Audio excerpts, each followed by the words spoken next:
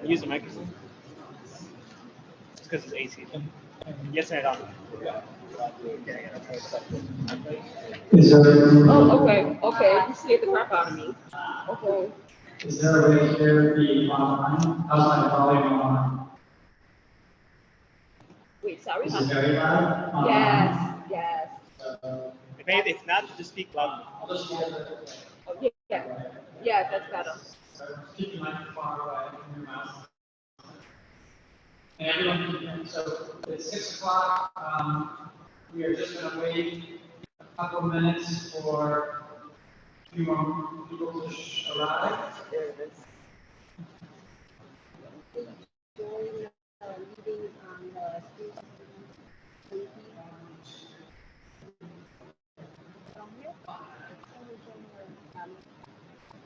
Did you register?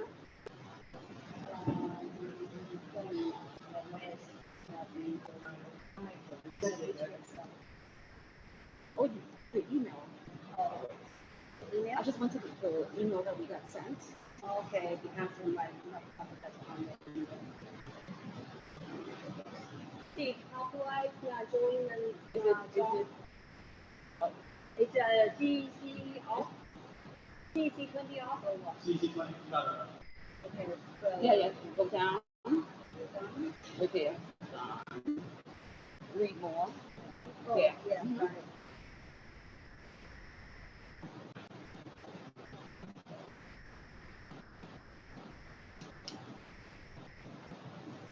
Hey, Tamara, the bylaws, have you looked Oh, at wait, those hold on. I yet? can hear you from me.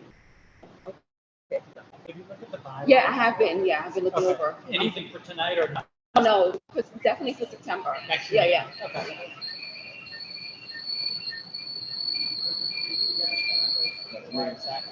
That's me. Okay. Where I do it? Are you muted? There you go. I just want to call, see how far away Joyce is exactly. If she's close, we will wait for her.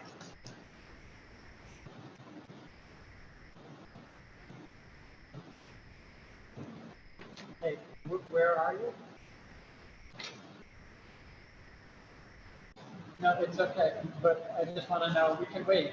How far away are you exactly? Okay, all right, I'll just take attendance. All right, bye. Yeah, I'll take it. Yeah, bye. Okay, let's get started. I don't think I signed it. Hello, everyone. Welcome to the August 2023 CEC 20 meeting. I'll call to order at 6:00. We're here at 2:29. Thank you, Principal Kirk, for hosting us. I will now take roll call.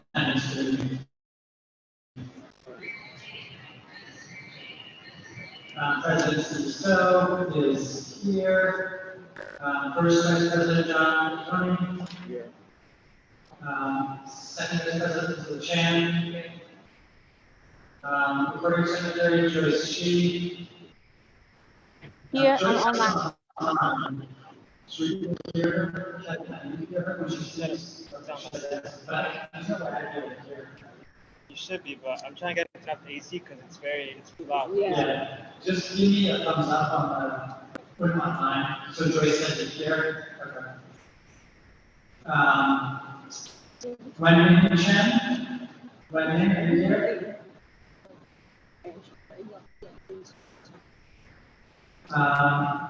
Yan Chen. Yeah. Maya Rose.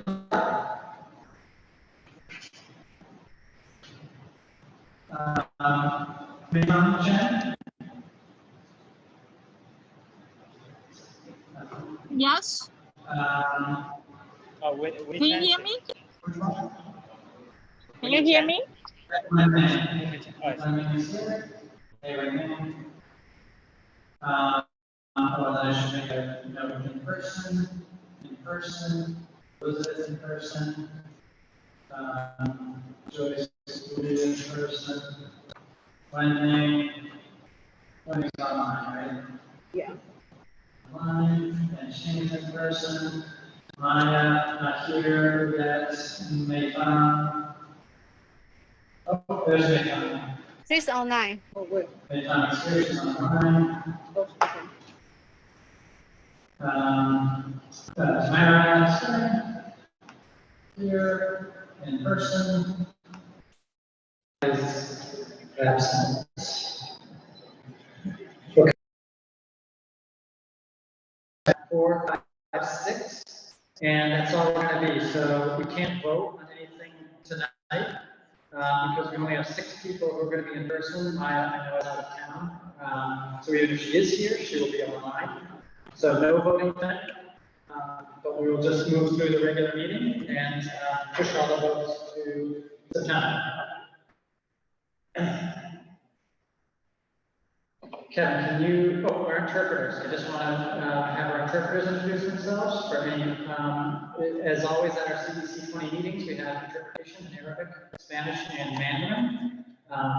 You should see those interpreters' names in the chat. In the participant list, and I will now have them introduce themselves for the participants who need to listen to the meeting in Arabic, Spanish, and Mandarin. So for our Arabic interpreter, please introduce yourself.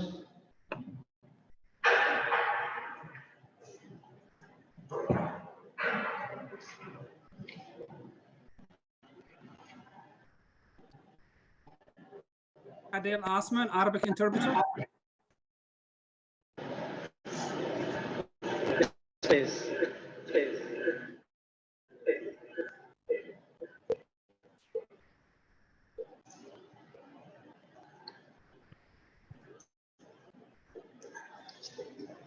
Arabic. Interpreter, can you hear me?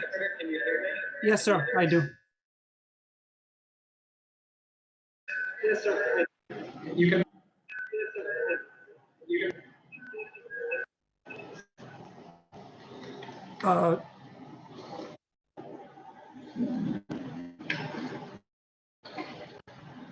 Is he not speaking?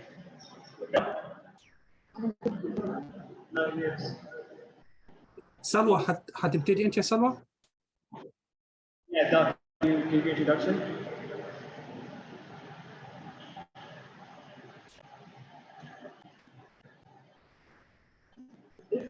Okay, this is the Arabic interpretation introduction. مساء الخير عليكم. في هذه جلسة اليوم سوف يكون هذا اللقاء باللغة العربية. فالرجاء اتصال بالرقم 347-966-4114 ثم بعد ذلك اضرب رقم 627-011-256 الشباك. الرقم مرة أخرى 347-966-4114 ثم بعد ذلك اضرب رقم 627-011-256 وبعد ذلك الشباك.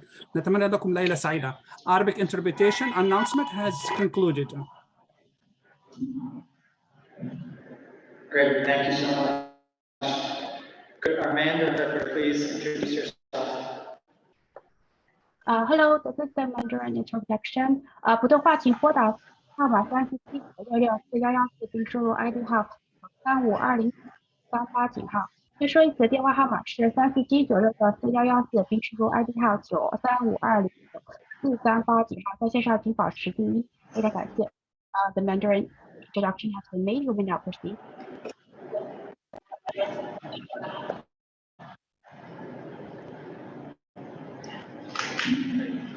Thank you. And could our Spanish interpreter please introduce yourself?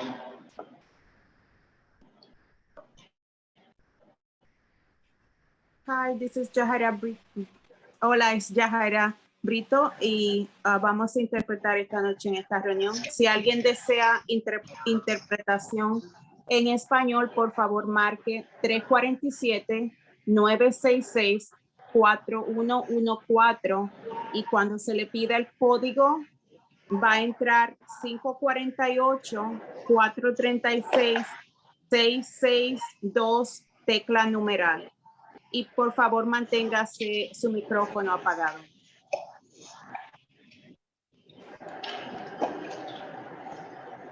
Thank you.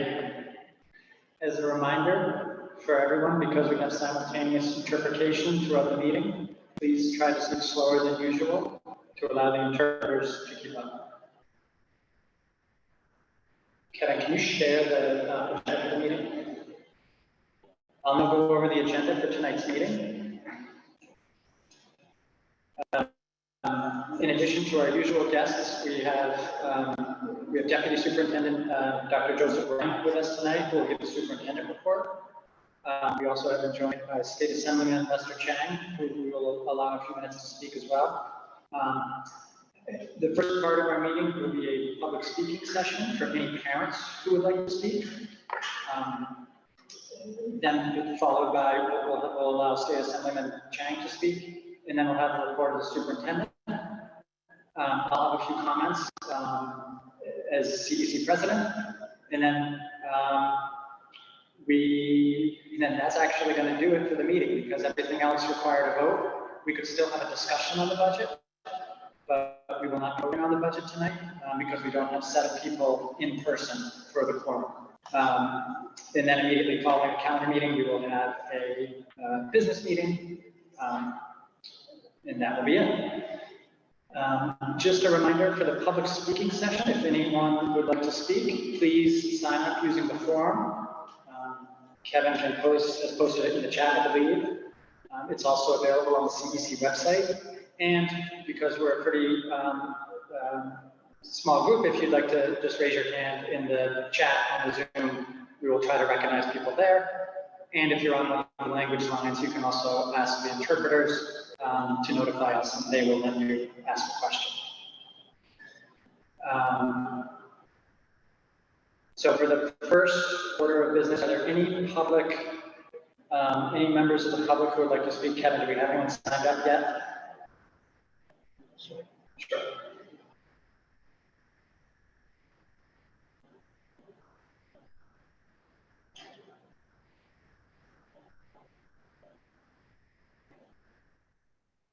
We do not have anyone signed up. Okay. And is there anyone currently in the meeting online, in the call, who would like to speak, members of the public?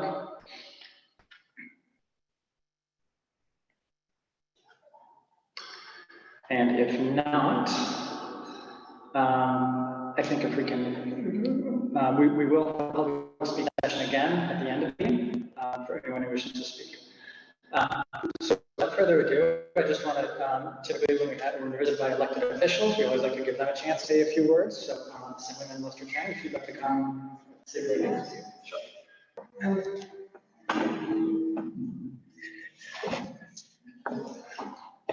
All right. Good evening, everyone. I hope everyone has a nice summer outings, summer semi-vacation. And I look forward to being in this meeting. And we're almost halfway this summer, and school coming around. I know there's a lot of issues coming up. Issues are always around 24/7, and there is no vacation for issues. And I look forward to make CEC 20 better than ever. And what we have done for budget early this year shows that we care about public schools, especially for school lunches. We supported all that. Now, I don't know if the recent immigrants will have any effect with our seating, so that's something we have to be mindful of. And I try to push the bill during my session is to postpone class size. Try to postpone about at least another year or two. But that didn't work. Well, we'll try again because now we got immigrants here, so that's definitely what affect class size formula. So other than that, let you have the city. Thank you. Yeah, do you mind if I ask a quick question?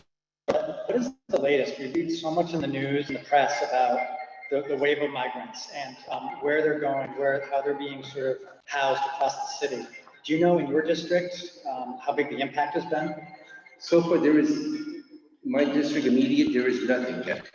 Close by Sunset Park at a recreation center, yes, there was. Okay. 100 male. In this district, I don't know, fortunate or unfortunate, but we don't have any major hotels. So that prevent migrants to house there. But who knows, there might be some empty buildings that we haven't thought of that the city might do something about. But again, I look at the playbook that New York City had over 100 years ago. We had an island called Ellis Island. They were self-contained, everything, all the migrants would come in by boat, tens of thousands, not 100,000 processed in a environment that they all been processed and ready to go out to mainstream. But one thing the White House have lack of is the leadership, lack of work authorization for these migrants because they have to make a living. That might help to smooth out the migration because they need to work. They need to make a living. If they're not, then we are on the hook to care and feed them. So that harm our resources as well. So they can't get work authorization? They can't get work authorization. It's done by, it has to be approved by Homeland Security, the immigration. So that's what we're waiting for. Once they get that, then we can spread out the migration out so they can get work. Right now, they're not. So the shelter in Sunset Park, that's strictly single males. There's no That's correct. children, no school-age children coming in. As far as I know, that's And correct. that's technically not our district, that's District 15. But as far as District 20, there's, at this point, the impact of students in the district is, that people are guessing, but no one really knows. We're guessing, hey, you never know. There's always the call bus. Yeah. Right? That might spread out. So that might definitely will affect it. They start to do busing. But what I really hope is once Randall Island open up, hopefully that would take some of the burden off from the immigrant situation there. Can you talk a little more about the class size? Because I was going to share comments on it. I'm on the working group that's working with the DOE to come up with ideas on how to implement it. And so I'm curious what the legislature, what we liked your bill. We passed a resolution supporting your bill.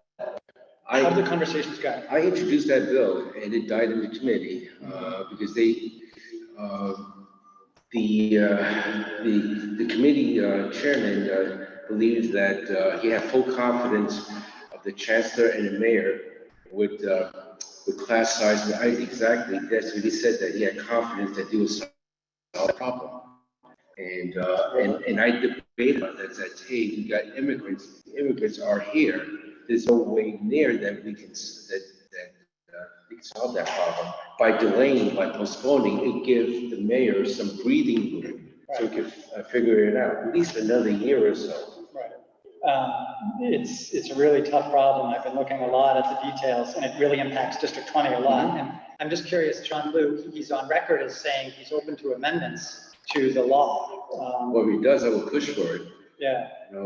Even though my bill died, but it doesn't.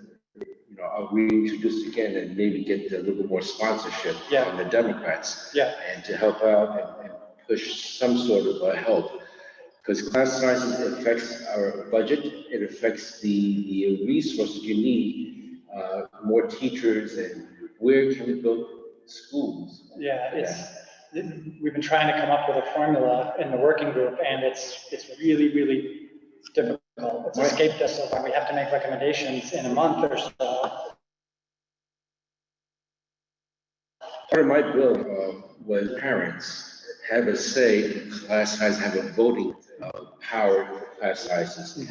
Because if you have high-performing students, high-performing schools, I'm sure class size doesn't really matter that much versus low-performing schools and low-performing students. Class size may matter. 100% agree. And do you think that there's support for that in the assembly?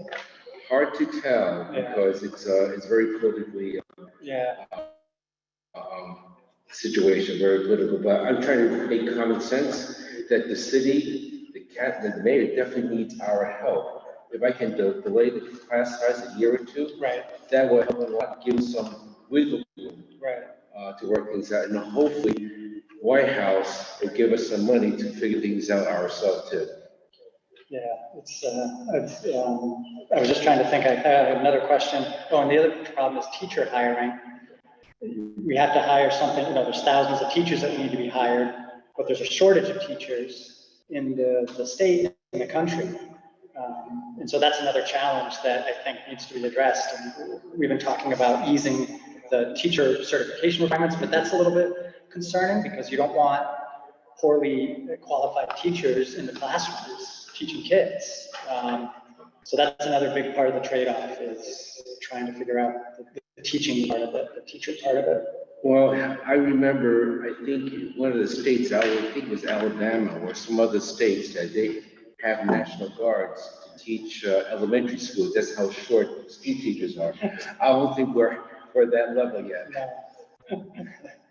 So that tells you how desperate some of the states are. So we're fortunate we have high quality requirements.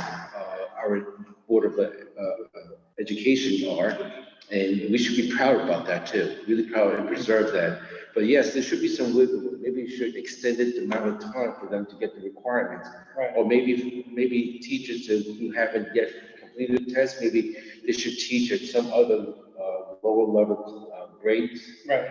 You know, there's having some sort of compromise, something like that. But I would not definitely lower the testing requirement, but maybe we give them some more wiggle room and testing further, and maybe more chance to be a substitute teacher while we give them some chance to qualify. But we shouldn't be lower the standards. And then the other problem, and then the other thing, the building and the school construction authority, and that's another part of the puzzle is trying to figure out the SCA and can they actually, in the next 5 years, build the number of buildings that would be required to meet the mandate. And that's also really, it's really unclear. We've been working a lot with them, and it's a little bit frustrating to get data from them and information from them on their sort of their point of view. But how it is in New York City, everything's super expensive, and in District 20, we're been short on space forever. And it's hard to think that it could magically appear for new buildings in the next 5 years. The only thing I can see is you build up and not build out. Right. That's most unfortunate. And I think there's a way. I believe that engineers have a way to do things, but just a matter of how much money you want to put in to solve problems. For that particular. That's correct. Yeah. So short of building up, I don't know how we can build out. Right. Yep. Any other things that you're working on that you'd like to highlight, or is that? Well, so far, I'm more concerned about the migrant, and I truly believe that even while the migrants are here and children are here, we should have our heart to have these kids educated as best we can, because I feel that this is a multiplier effect.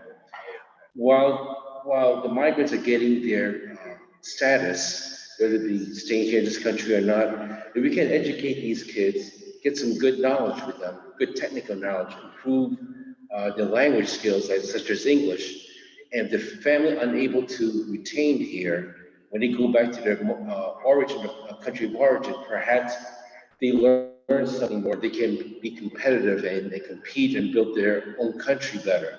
Because that's what causes the problem, because other countries have a either failing government, high crime, or an area that is not palatable for growth. And we can have some sort of spark just to initiative some of these kids going back to their own country, improve their country. Perhaps that might stem the flow of the migration.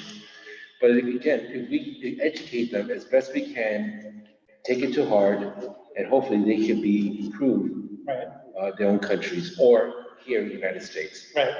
Yeah. It's a long-term challenge for sure with some of the other countries that they're fleeing from. That is correct. That is correct. So, one thing, something new that you're probably not aware of. They passed last year, and we funded this year. Myself, as a state assembly, I can nominate one person in my district that can attend SUNY Maritime College up in the Bronx, 4-year scholarship. All right, I graduated SUNY Maritime College as a master's degree. It's a wonderful engineering school. Look it up. It's a beautiful campus. For a state senate, it's 2 nominations. They can do that, and the governor a little bit more. But the school itself is an engineering school, and it's very hard for any students not to find a job. Job is out there waiting for them. They have several career paths. They can be a naval officer, they can be a Coast Guard officer, officer. They can be working in merchant marines. They can work at shipping. They are qualified to drive those big cargo container ships. They can work in any engineering firm. You could nominate one student One student in my district, in our district, District 20. anyone, anyone in my In district. your assembly district. My assembly district, that's correct. They can go to school free. And when is the deadline, so we fill that position? It's generally in January, so you look it up at SUNY Maritime, what they call is called, it's called cadet program. And it will say, the website is not fully built, but it does say, mention that any state assemblyman. And what is the age and the grade that you're looking for? So it's like we're outreaching students. Well, the beauty of it is I let the school decide. Okay. Let the school decide what the qualifications are, and then they'll let me know that which students are qualified in my district, and I can put a nomination for the initial. Not that many people know about that school. Really look it up, SUNY Maritime State University Maritime College. It's a beautiful campus, and it's a large amount of engineering school. Now, one thing about this is a cadet program, so that means students wear uniform, naval uniform, all right, and apply that discipline, but not necessarily the physical fitness standards. But one thing about this, they're not ROTC, so they have no obligation, after they graduate, they have no obligation to serve in the military. Like ROTC, that's ROTC, with a scholarship and some stipend for monthly stipend. One thing about the school is you hands-on learning about shipboard operation. Every summer, every 2 months, they go to Europe. This time they go to Turkey or Greece. They have it's pretty amazing. This meeting is being And this is my nephew. He went to summer program there. That's at SUNY Maritime? Yes. Is Sea Cadet. He's Sea Cadet, yeah. That's correct. And right next to that SUNY Maritime is a Navy Reserve Center, which I served there for several years. So this is something I can offer to our young seniors or junior in high school if they're not sure and they're afraid that you may not even have the money to attend. This is one way. It's an engineering school. It's a high-performing school. Excellent. Okay, so that's something. Thank you. Yeah, that's out great. there.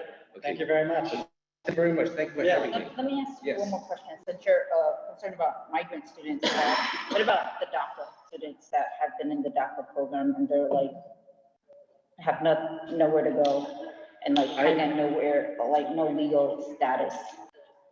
That I haven't, never raised up to that level. That's federal. Okay, Have to solve but that. we have a lot of students in this area that was in the program and, DACA has And they're like 20 status, years. some status, but the migrant has even more status because they're allowed in. And they're getting all the supportive services. The DACA unfortunately don't have that.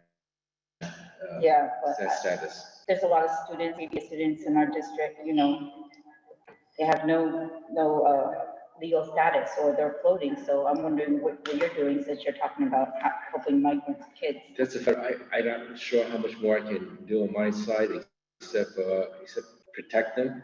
In some ways, is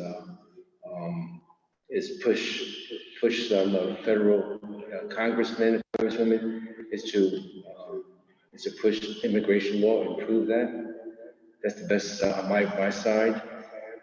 But in terms of numbers, I don't know how many DACA are in New York City. That's something I would like to look into that I too. know a couple of students that are in their 20s that were DACA and they're just really scared right now. Well, I'll give them my card and have them come and visit me and see what we can do about that. And there must be some ways. I'm sure the city has some avenues for them to retain here while their immigration status being resolved somehow. It needs to be updated, that's for sure. Yeah, I mean, they were here for a very long time, so, I know they had hope, and it seems like this is a hopeless situation, but we'll do what we can. Have them, them, just have them visit my office and see what we can do about that on the state level. Okay. And if I refer them to federal, then we'll do that, something like that. Because I hate to see them educated here in New York, in the United States, learn the language, then they have to be good citizens, all right? Oh, yeah. And their immigration statuses are in limbo. So that's not fair, and let's see what we can do about that too. Okay, so that's all legislative, I suspect. Any other questions so far? I have a question. Yes, ma'am. When you were talking about the class size, and you said, sorry, could you speak up? Should I use the mic? Yeah, use the mic. Like, I wanted to get, an understanding of what you consider, like, accelerated learners and local learners, when you talk about the class size, because I have a child in, Yeah. really a lot. And, I have kids in special education, general education, and they're to the towns. And when you get to the towns in class, for my kids, they're going to be overcrowded. And it's hard when you have like 32, 35 kids and one teacher, and you have no parent, and the parents are only for certain kids. You have no teachers to anything like that anymore.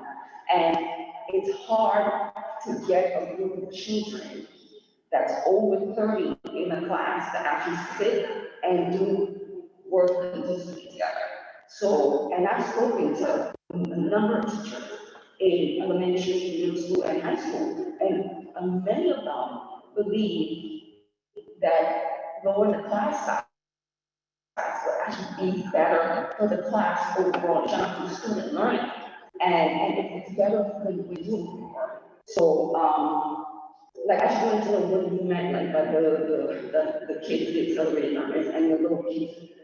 It doesn't matter, like, you know, they should have a lower classes, but the accelerated should be a little bit overcrowded, because after some amount of time, you're gonna be overcrowded in this district in general, every school, right? Adding more and more kids is not gonna be able to fit, it's hard enough to fit just the desks in there, and put that in all of that is very, very hard. I mean, you know what I mean? So I think that, I do believe that class size needs to be reduced, but we need to do it in a better way than what we're doing. But we need more schools also, so it's like a catch-22 of everything. Okay, thank you, Ms. Steele, Ms. Stearns, right? So that's why my bill is to empower the parents to have a voting to decide class size, because they know exactly what needs to be done. Because at least that, the timing, and how to solve locally. But the short term is most likely, I've seen it, is mobile classroom built in with the containerized, that's a short term. I'm not sure they could fit any in all schools. But short-term solution is give the parents in that school a say, a decision whether yes or no on class size. Now, in your case, would a containerized classroom, would that help or not? Would they have the space for that? Would they have to sacrifice the playground for it? That's the thing, they will have to sacrifice the playground, or, yeah, because that's the thing. That's where the parent have to make a decision on that. That's the thing, the best offer to make that decision. Do you want to give up the playground for the kids instead of the superintendent or some other non-parent to make that decision? I prefer a parent to make that decision because it affects the whole school, that particular school. Do you want to have that sacrifice or not? So that's be part of my bill. I think, because I believe parents have to have that say. Have to. They know what's best interest of their child and always will. And that's part of my bill, and I'll reintroduce that again next year. But also delay, maybe some schools may not necessarily need class reduction, may not necessarily. Okay, so because right now there is no money. If there are money, but we can't build school fast enough. And now we got migrant kids to come in, so we gotta accommodate them. You can imagine almost 70, 80,000 new migrants just came this year, and maybe that was the number, but I could put it, I guess, 10, 20, 30,000 of kids. They need to be housed in the classroom, so what do we do with that? That's the thing, that's right. So as a parent, you should have a say on whether to bless the class size or not. And put it to vote in your own school. I think that's the best democratic way. And if you do decide class size to proceed, then you have to figure out a way where you're going to locate additional class and find additional class. So that's. Yeah, I strongly agree with you on the parent voice on that and having schools decide. The school leadership team, which has parents on it, to possibly make a vote on it. More so than just a PTA, much more so, really an active participant, equal voting with the principal, equal voting with the superintendent in that particular school. They should have equal participant, equal vote as well, equal decision making, than just only a school intendant or principal. That's my strong belief. Yeah, I agree with you. Any other questions here? Maybe the public. Yes, sir. Who decides where the migrant kids go to school?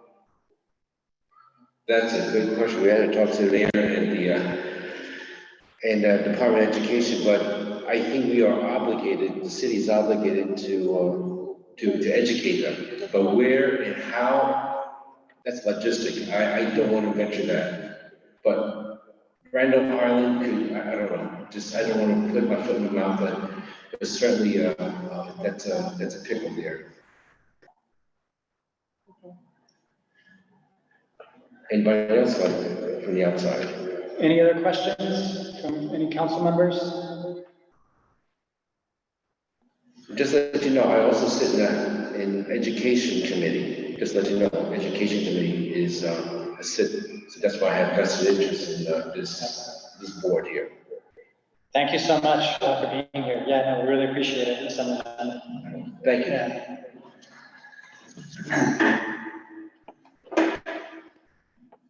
Okay. You're awake? Now you are. Next up, we will have our superintendent report delivered tonight by District Deputy Superintendent, Dr. Joseph O'Brien.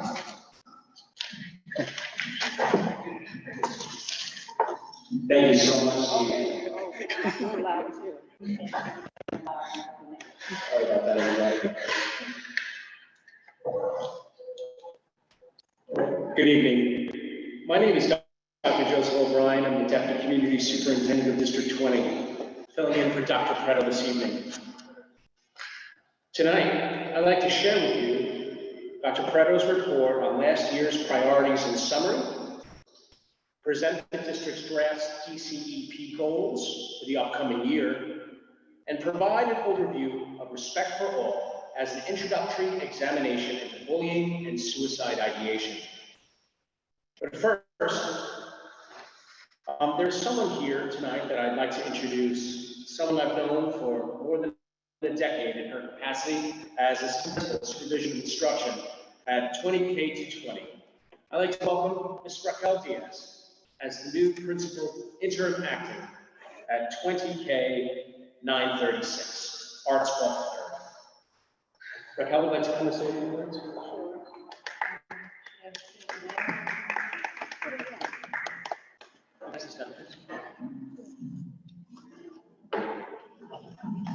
Thank you. Okay, thank you. Hi, everyone. Thank you, Dr. O'Brien, for inviting me here. And to all parents and guardians, and teachers, and to the community members, I am really super thrilled and honored to introduce myself as the interim acting principal of MS 936. As we mentioned, my name is Raquel Diaz, and difficult and to express how excited I am to join this vibrant community. I think it's important to know that I am committed to fostering a positive and nurturing environment where every student thrives academically, socially, and emotionally. And just to give you a little background on myself, I have been assistant principal at John Virgin for many years. Not to mention just how many, but quite a few. And I also work as teacher at Fitness, which is also District 20. So I've been here for quite some time, and now I'm going to be at MS 936, the Arts Officer. So educating students and guiding them in the right direction has always been at the core of my existence. One of my foremost goals is to ensure that each child who walks through our school doors receives a well-rounded education that prepares them for success in the future. We plan on focusing not only on academic excellence, performing arts and visual arts, but also on nurturing essential life skills such as critical thinking, creativity, the arts, of course, collaboration, and resilience. Our students will be encouraged to explore their passions and their talents, as well as to embrace diversity and treat each other with kindness and with respect. So I want to thank you so much for this privilege of leading an amazing middle school. I am super excited to work with all of you, and I'm looking forward to building a bright future for our students. And just so you know, our doors are always open. Nuestras puertas siempre estarán abiertas. Muchísimas gracias. Thank you. Welcome.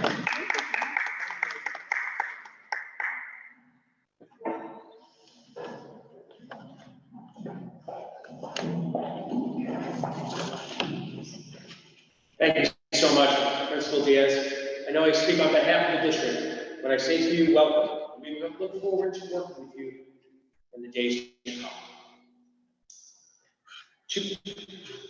At this time, I'm going to share my screen.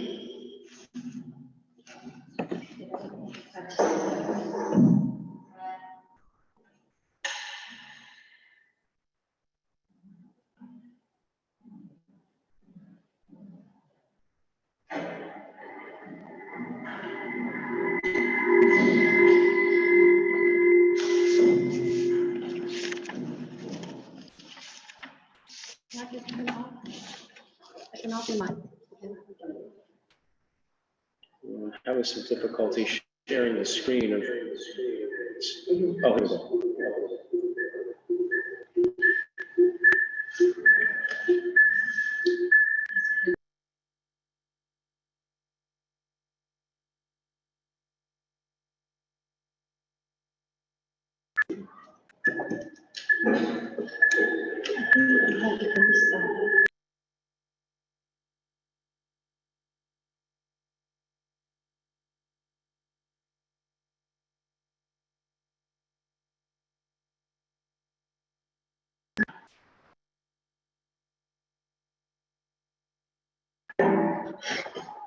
Share screen.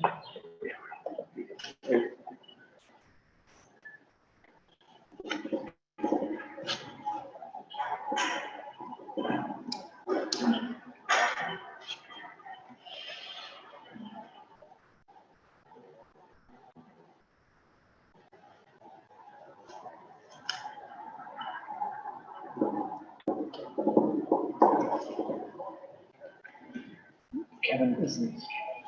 Kevin, it should be okay, right? He should be able to share. Yeah. There it is. Just check.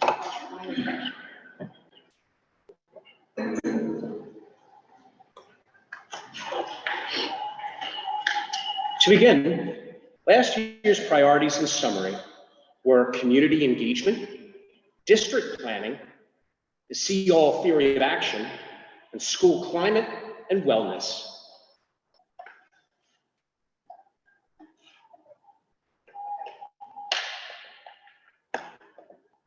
Dr. Preto and the district conducted listening tours, monthly CEC presentations, CEC executive board check-ins, monthly President's Council meeting presentations, and PTA meeting visits.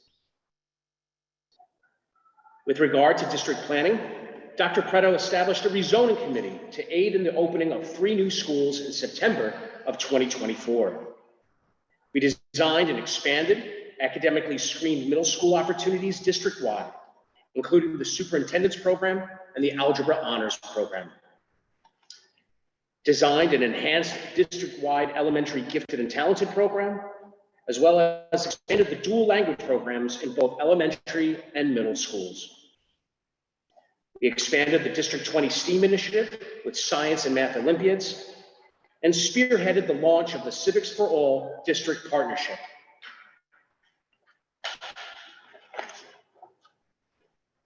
Last year, we focused on principal and instructional leadership team development by integrating social and emotional learning, equity, and academics by using specific classroom protocols that ensure all means all when engaging students in learning. We implemented principal and assistant principal instructional rounds and school intervisitations. We provided targeted professional learning and mathematics instruction for all principals, assistant principals, and teacher leaders. And we ensured the implementation of foundational literacy curriculum and Acadian's reading screeners aligned to the science of reading in all District 20 schools.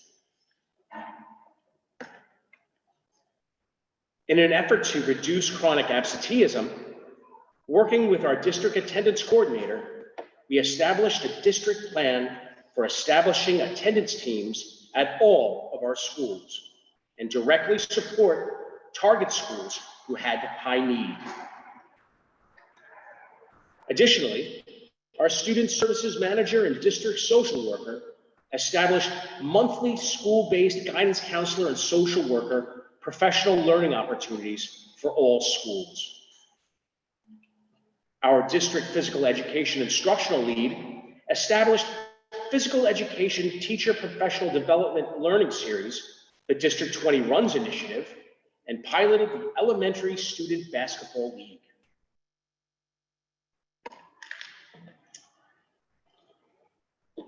Our draft district CEP goals mirror the Chancellor's priorities for 2023-2024. They are: all students will learn to read well. All students are physically and emotionally safe. All students have a high-quality academic experience. All students graduate college and career ready and have a strong plan and pathway to economic security. All districts and schools are more inclusive and responsive for parents and families, including having more families choose New York City public schools. And 6, reduce chronic absenteeism.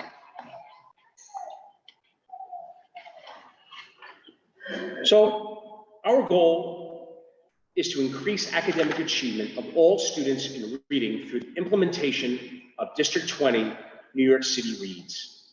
This includes implementation of HMH into reading and into literature to ensure rigorous standards-aligned reading curriculum for all students. It also includes the use of screener data using both Acadians and iReady and secondary diagnostics to inform teacher and school decisions for small group instruction and appropriate research-based interventions aligned to the science of reading. We will also provide robust school and teacher support through District 20 coaches and HMH coaches.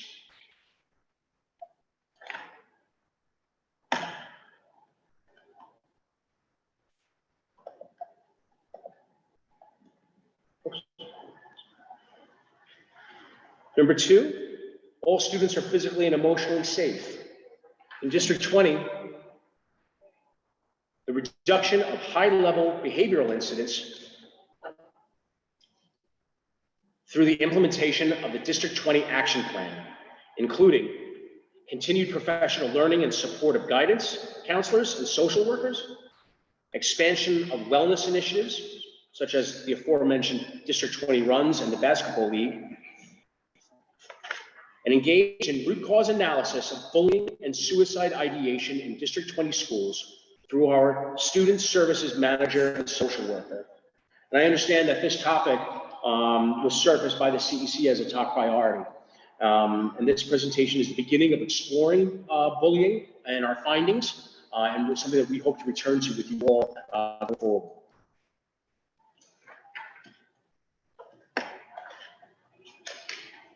Three, all students have a high-quality academic experience evidenced by increased academic achievement of all students in math, NISA, science, and Regents exams. We will accomplish this through the implementation of standards-aligned curriculum in the 4 core content areas: ELA, math, social studies, and science in all District 20 schools. By providing curriculum compacting professional development for our teachers and the implementation of pre-K curriculum and screeners. Number 4, all students graduate college and career ready and have a strong plan and pathway to economic security. This includes district-wide participation in District 20 STEAM initiatives aligned to the New York State Next Generation Learning Standards, Science and STEM standards, including access to the District 20 STEAM Expo through classroom instruction and school programs, the Science Olympiad and the Math Olympiad as well. District-wide participation in District 20 Civics for All initiative, including District 20 and citywide soapbox competition, the implementation of Passport to Social Studies, and the Civics for All curriculum. Strengthening new and established bilingual programs through professional development and translation resources for teachers and school leaders.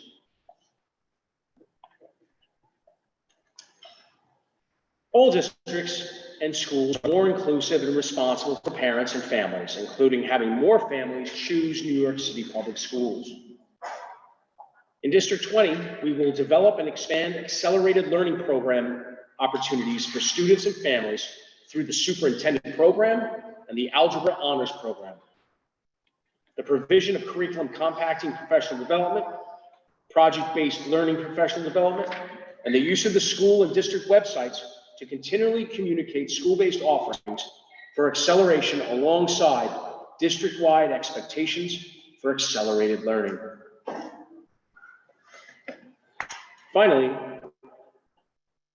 number 6, reduce chronic absenteeism. We will reduce all district chronic absenteeism. We will reduce chronic absenteeism through directly supporting targeted schools with elevated rates of chronic absenteeism by district attendance coordinator support. We will also continue development and support of all district schools attendance teams by district attendance coordinator, director of student services, and the district social workers coordinated efforts. At this time, I'd like to share with you briefly New York City's citywide approach to combat bullying. This is the approved strategy and the city structures. So respect for all is the primary's message, is that all students deserve a safe and supportive school environment, free of discrimination, harassment, intimidation, or bullying, including sexual harassment.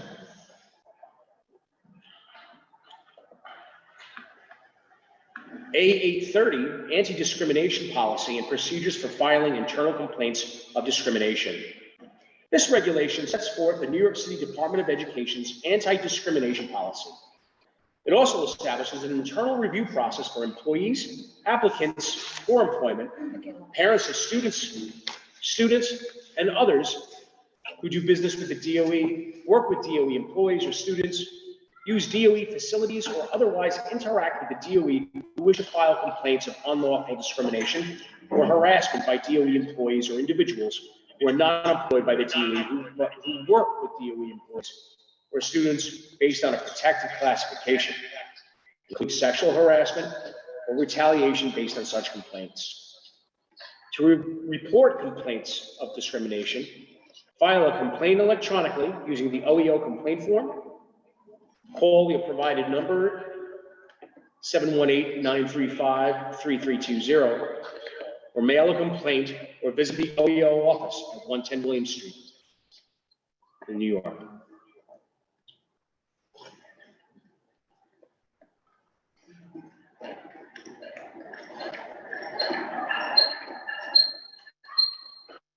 A830, anti-discrimination policy and procedures for filing internal complaints of discrimination.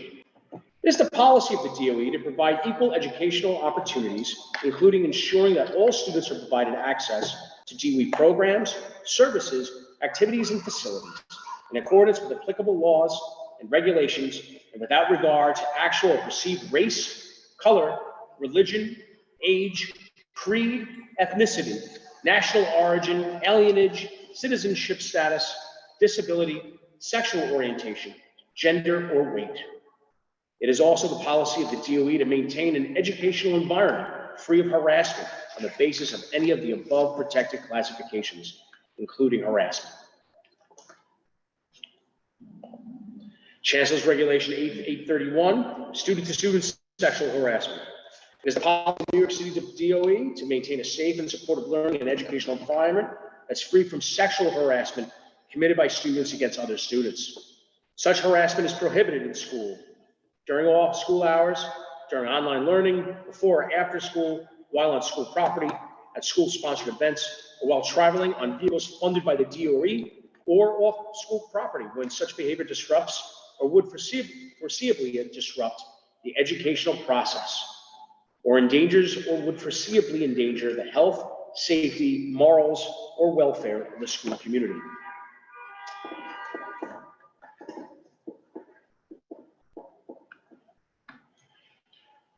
The Dignity for All Students Act. All students should feel safe and supported in school.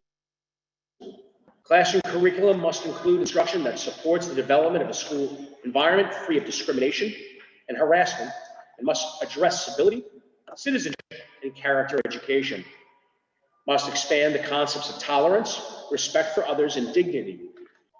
Foster an awareness and sensitivity in the relations of people, including but not limited to different races, weights, national origins, ethnic groups, religions, religious practices, mental or physical abilities, or sexual orientations, gender, and gender identity. Civics for All is an initiative that launched in spring of 2018, provides resources, programming, and professional learning to all New York City schools. The initiative focuses on education models that are interactive, project-based, and relevant for student lives.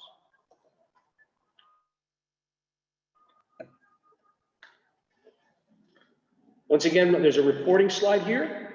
Parents and students can report concerns regarding student-to-student online or student-on-student intimidation, bullying, discrimination, and/or harassment, including sexual harassment, by notifying the school's Respect for All liaison or sexual harassment prevention liaison, a member of the child's school's administration, or any other school employee, or by submitting a student and parent complaint reporting form, submitting an online complaint through the bullying reporting portal, or emailing the Office of Safety and Youth Development at respectforall@schools.nyc.gov.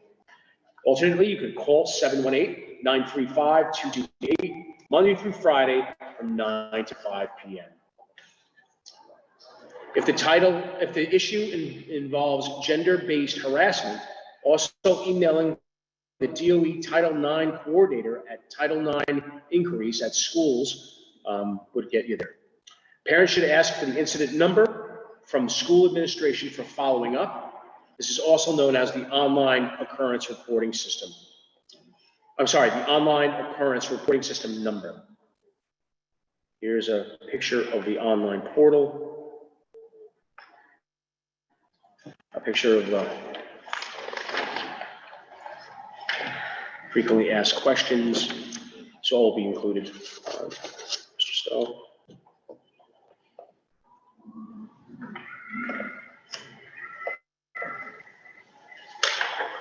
Here are some examples of posters in schools with names of respect for liaisons and sexual harassment prevention liaisons, so that families at home, if they need to find someone to speak to, they could find these in the entry of their school's building.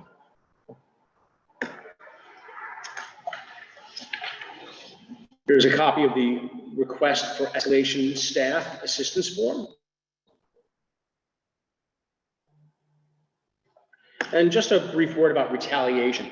And retaliation is someone who reports an incident of harassment, bullying, intimidation, or discriminatory behavior, or who participates in or helps in an investigation is prohibited. Students who believe they have been retaliated against should immediately tell any teacher or other staff member at the school or the supports outside the school covered earlier in this presentation. That's really key. It is the policy of the DOE to respect the privacy of all parties and witnesses to reports made under this regulation. However, the need for confidentiality must be balanced against the obligation to cooperate with police investigations, to provide due process, and/or to take necessary action to investigate or resolve the report, including providing supports and interventions. Therefore, information regarding the report may be disclosed in appropriate circumstances or as required by law, or where necessary to protect a student whose safety or well-being is at risk. Here is the respectful all email number and the email, I'm sorry. Here we go. And finally, just a brief preview for our September report, where the District 20 team introduction will be able to meet the entire full team of District 20. Due to many staff members who do not report until September, and some new positions that still remain to be filled, we were unable to do it tonight. We'll definitely have that for you in September. We will also share school year 2022-2023 end of year district data, which includes New York State assessments pending the public release, iReady reading grades 3 to 8, and math grades 3 to 8. Also exciting, we'll also be able to share Acadians reading grades grade 2. And finally, we're going to examine District 20 bullying and suicide ideation under Chancellor's priority number 2. At this time, this concludes Community Superintendent's presentation. It's been my honor to serve this evening, and thank you. I'm happy to answer any questions I'm in the position to answer or that I have the knowledge around. And obviously, I will take down any questions that I don't and bring them back to the Superintendent Prado. Thank you.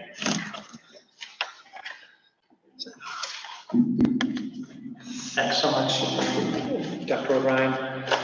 Just a couple of quick questions on bullying and suicide ideation. I know when we've talked to Superintendent Prado in the past about this, it's one where I believe the official response is you can't disclose data on this because even if it's aggregate at the district level, there's still a concern that someone could somehow find out, who's behind a particular incident, right? Is that the correct? I believe so. So how do you guys, and maybe we can talk more about this in September, but that's always been in my mind. I guess maybe a better question for you then, that's probably more a David question, but for you, just at a school level, working in a school, as an administrator, a teacher, what are the tools? Because I saw the vision, we had the district social worker, the student services team. What are the tools? Is every situation truly so unique that it's sort of hard to generalize? But what are the tools and skills that are brought to bear by the teams? I think you said every school now is a team. Yes. Brought to bear on this particular issue. And maybe it's a question for September, but I'm just looking at it right here. Yeah, I think probably, I know that they've done so much work in creating these teams at each school site, as you mentioned. And these teams are very adept at identifying and noting the problems that are happening across the school. But I think we'd probably be better left for Dr. Prado to be able to answer more thoroughly. Sure. How about the absence? I know we talked about that last year, chronic absenteeism. I remember we had a meeting and I believe we went over some data last year. How did the year end up as far as absenteeism went? Are there any general sort of trends that you can share with us? Oh gosh, unfortunately, I don't have any of that data here with me tonight, but I know that we can prepare that for you. Let me make a note of that. Yeah, that's another one that I'm interested in. And in particular, general trends you're seeing in particular schools and steps that are taken to address it. And anyway, any questions for Dr. O'Brien, anyone? Tamara. Do you want the mic?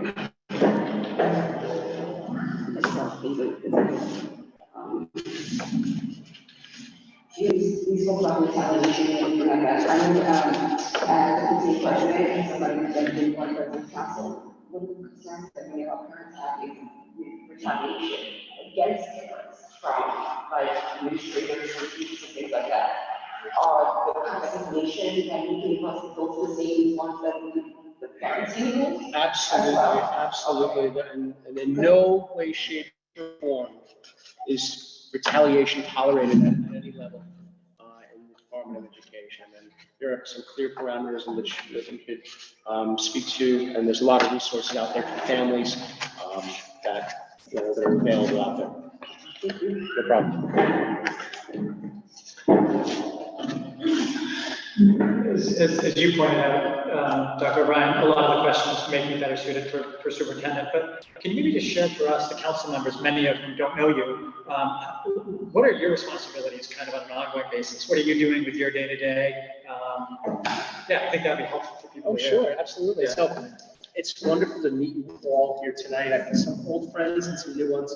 Again, my role as deputy superintendent is really supporting the principals of District 20, not only supporting teaching and learning for students, but evaluation as well. I help to Dr. Preto with all what's known as the principal practice observations, where we evaluate each of our schools and our school principals. I also lead professional development and coaching across a wide spectrum of areas, not only teaching and learning, but of course for social emotional learning and our use of our data. I've also, in my past time, this is my 10th year as deputy superintendent, or what was once known as the principal leadership facilitator. And in that time, we've not only launched new programs, we have ushered in new ways of learning for what I believe is up to now 35,000 students here in our district. I work closely with the superintendent and we work with him on setting clear goals for our principals, holding them accountable, and helping principals make sense and make meaning out of the day-to-day work that entails in the life of the very many talented principals in our district. Thank you. I'm always curious, but what is, when you talk about holding principals accountable, what kind of measures are you using in that process? So, principal accountability is measured from, is based on an evaluation of, well, it's based on several things, but my role is really around the PPOs, principal practice observations. So full day visiting classrooms, usually 13 to 15 classrooms, and interview with the teacher team, meeting other leaders in the building, really getting under the hood of how the school is operating and how the engine is operating, which is, of course, the principal. We're working with them and providing strategies, tips, tricks, techniques for the day-to-day operation. So I think in that lens, this work is so important. And you'll sort of, and that's an annual, I mean, that's an ongoing process, but then annually you'll be involved in sort of. Oh, sure. So the PPO report is based on the MPPR rubric, which is something that we use throughout New York City. The MPPR rubric, there are 5 domains, and I believe 26 dimensions to this, really centering on the school's culture, school's sustainability, school's use of data to drive instruction, family support, and of course the ethics. Those are the 5 domains? The 5 domains. Okay. But what those domains, there's also another story, and that is also how the principal is leading in this work. It's not just enough to have wonderful classrooms, but it's also about leadership.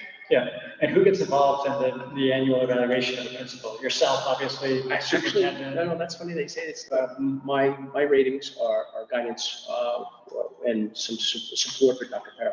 Dr. Preto is in charge of rating. So solo, he's the only one who prepares the annual evaluation for principals? I understand. The final.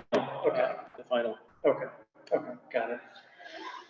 Great. So is there anything in particular, like when we think about, we always enjoy, all the members of the District 20 team and sort of understanding issues that as we come across as parents, that we might direct to different members of the District 20 staff? Or anything in particular, like when we're sort of hearing about something or anything in particular that we should sort of reach out and say, maybe I'll talk to Dr. O'Brien about that?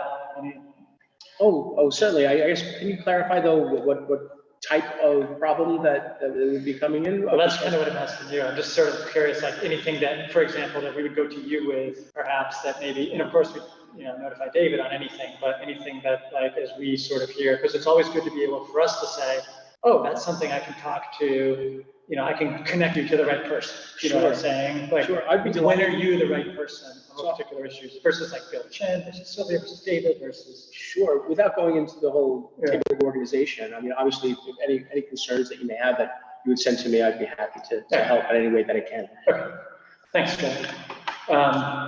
Any other questions for Dr. O'Brien? Good. Thanks so much for the report. Look forward to the September you set up. Next up, back to my agenda. I don't have too many, actually my first one is, I guess something we should go through is the liaison schools assignments. If I am able to share my screen, we can just announce these. I think these are more or less finalized right now. Give everyone a last chance if they want to trade.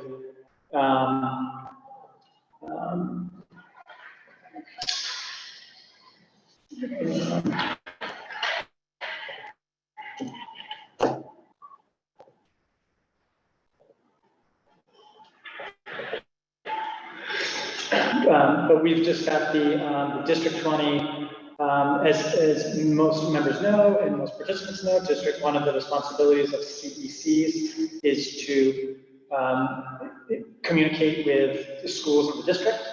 And so it's called a school liaison relationship. And so every CEC member has a number of schools that are their responsibility to communicate with and connect with. And so we've assigned schools to different CEC members. And tonight is just sort of an official announcement of these schools. We will post them on the website, and we'll share the list with the district as well. And CEC members working with our administrative assistant, Kevin, can contact the schools. I think we've all been emailing about this process. But when you have the time, reach out to the school principal, and try to set up a time and interaction, whether it's a Zoom call, whether it's going to an SLT meeting, and then as well connecting with the PTA at the school.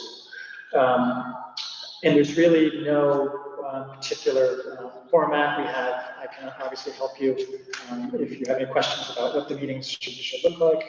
But so just to go over the list really quickly, what we've got here is just the schools, school number, school name, the CEC member. This next column, liaison 2, the D75 member, this is one I just want to get everyone's sort of official approval on. We don't have the D75 member yet. And we have 6 D75 programs in the district, and they're all co-located with other schools. And so the suggestion is when the D75 member is assigned, have them sort of be a co-liaison for a particular school, the D75 member taking responsibility for all 6 of the District 75 programs, and perhaps joining the CEC member on meetings with that school, liaison meetings with that school, where they could jointly discuss, or not, they could also do separately. But is everyone okay with that? If we assign the D75 member, will get assignment of all the 6 District 75 programs. That's really their specialty area of knowledge. Does that make sense to everyone? Okay. So we'll do that. And then are there any final, and we can continue trades throughout the year. I'm not sure if you have made trades already, but are there any additional, has everyone seen this list? Is everyone comfortable with their schools? All good. Good to hear. I'm just looking to see who our MS 936 liaison is. kids on one time, so you'll have to meet him at another time. Okay, so that's the liaison schools, and like I said, we'll have that up as soon as we can on the website. The class size, I try to provide updates on that, and I'm afraid I don't have a ton today. We had another meeting today with the entire group, and there's been a ton of proposals, and so what we're working towards is the September, October proposals that we, potentially are going to offer up to the DOE. Right now, there's 6 different subcommittees, and it's starting to take some shape. But I thought the most interesting thing at the meeting today, which I mentioned to Assemblyman Chang, is it was announced today that both Senator Jackson's office and Senator John Liu's office are open to amendments to the bill to make it work, not to defeat the purpose of it, but to make it work in a practical way. Because right now, there's just so many challenges with getting it implemented, especially in the time frame that is written into the bill. So more to come on that, and I'm welcome to share. I won't get into the weeds of this here, but I'm welcome to share updates with anyone who's interested. And please email the CEC if you're interested in more detail on this or have ideas or thoughts, because we really do want parents to be aware of the bill, the law, and what it will mean for District 20, and potentially for District 20. And then I don't have anything to add either on the zoning, status of zoning. We had our last meeting a few weeks ago. We haven't had any more meetings yet subsequently on the zoning for the new schools. But we have a team here. There's a number of us who are on the last call with the Office of District Planning, talking about IS 322, K53, and K676, the 3 new schools in the district. No, I don't know if you saw the chat, but there's a D75. Ditmas has a D75 program as well. Oh, okay, great. I'll add that. I hope 7 schools is not programs, is not too, that would be more than anyone else has, but anyway, we'll talk with that member when they do get here. You said it was Ditmas, right? Yeah. Okay. Yeah, superintendent just mentioned it's just new program. Oh, great. Okay. Awesome. I-62, yeah. Got it. Okay. And then I think that's all I have to say. So we do now have 7 members in person, so we do have a quorum, so we can do votes. So we have the 2 resolutions, and each one of them has been, we've been talking a lot about them today. So the data breach resolution. So the first order of business on this one is there's an amended version that we have to vote to introduce the meeting, and because it's the day of. So Kevin, do you have the access to the amended resolution? It's in the drive. Can you share the screen on that? And let's give people a chance to look at it, and then we'll vote whether to, please, that would be great. And then, do you want to just talk generally about it, John? It was your resolution. If you're comfortable, say a few words, or I can, well, it's up to you. Yeah, you start first. Yeah. Essentially, this resolution was just a response to the Move It data breach that happened early June, late May, early June. And it was really just a way to express our concern with the breach, which is obviously, last year there was a breach, a much larger breach than it happened this year. Different company, but still 2 years in a row. So we just wanted to share, essentially write a resolution to share the concern, and then to just make a couple of requests from the DOE. So this is the amended version. This was amended. We got some new information today that we've updated the resolution with. And John, it's okay if I just walk through it? Yeah, that's fine. Okay. Sure? Yeah. Sure. So I'll just walk through the resolution to give everyone a chance to fully absorb it and then decide if we're going to admit it to the meeting, and then we'll discuss it and vote on it. So the resolution really just points out the breach was uncovered on May 28th. The breach involved about 19,000 DOE files, and it was a vulnerability in the move it and transfer software. The DOE was reportedly notified about this breach on June 1st, and the information was made publicly known on June 26th. The compromised information included data of 45,000 students, undisclosed number of DOE staff. Compromised information included dates of birth, employee IDOSIS numbers, Medicaid reports, student evaluations, and progress reports. Social security numbers, there were supposedly 9,000, but none of them were reportedly student social security numbers. There's a state law that says the DOE has to disclose no more than 60 calendar days after discovery of the breach if someone was part of the breach. We are past that point. That date was August 1st.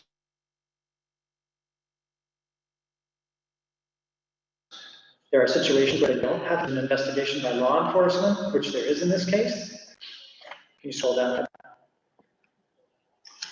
We did like that the DOE is offering 2 years of identity protection services for anyone impacted.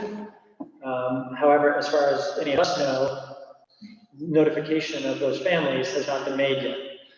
So it's impossible for a family to sign up for the free identity protection now if they don't know if they were actually a victim of the breach. And if anyone knows otherwise, please correct us. And then, so the requests here are simply to notify families who have been involved in the data breach, whose data has been exposed. And if it is in fact not able to be done because of this law enforcement investigation, please share why, and potentially find a way for affected families to enroll in the identity protection, even if the required notification cannot be made at this time. And then the final request is please provide a comprehensive list showing each type of student data shared with each third-party DOE vendor, including specifically social security numbers, which are one of the most sensitive pieces of data that can potentially be stolen. Is there a motion to introduce this resolution to the meeting agenda? Motion. Is there a second? Second. And Joyce, can you record these? As Rex said? You're doing it online. Okay. So all in favor of adding this to the, I guess we'll do a voice vote. Can you just take a vote, Joyce, to add this to the meeting agenda?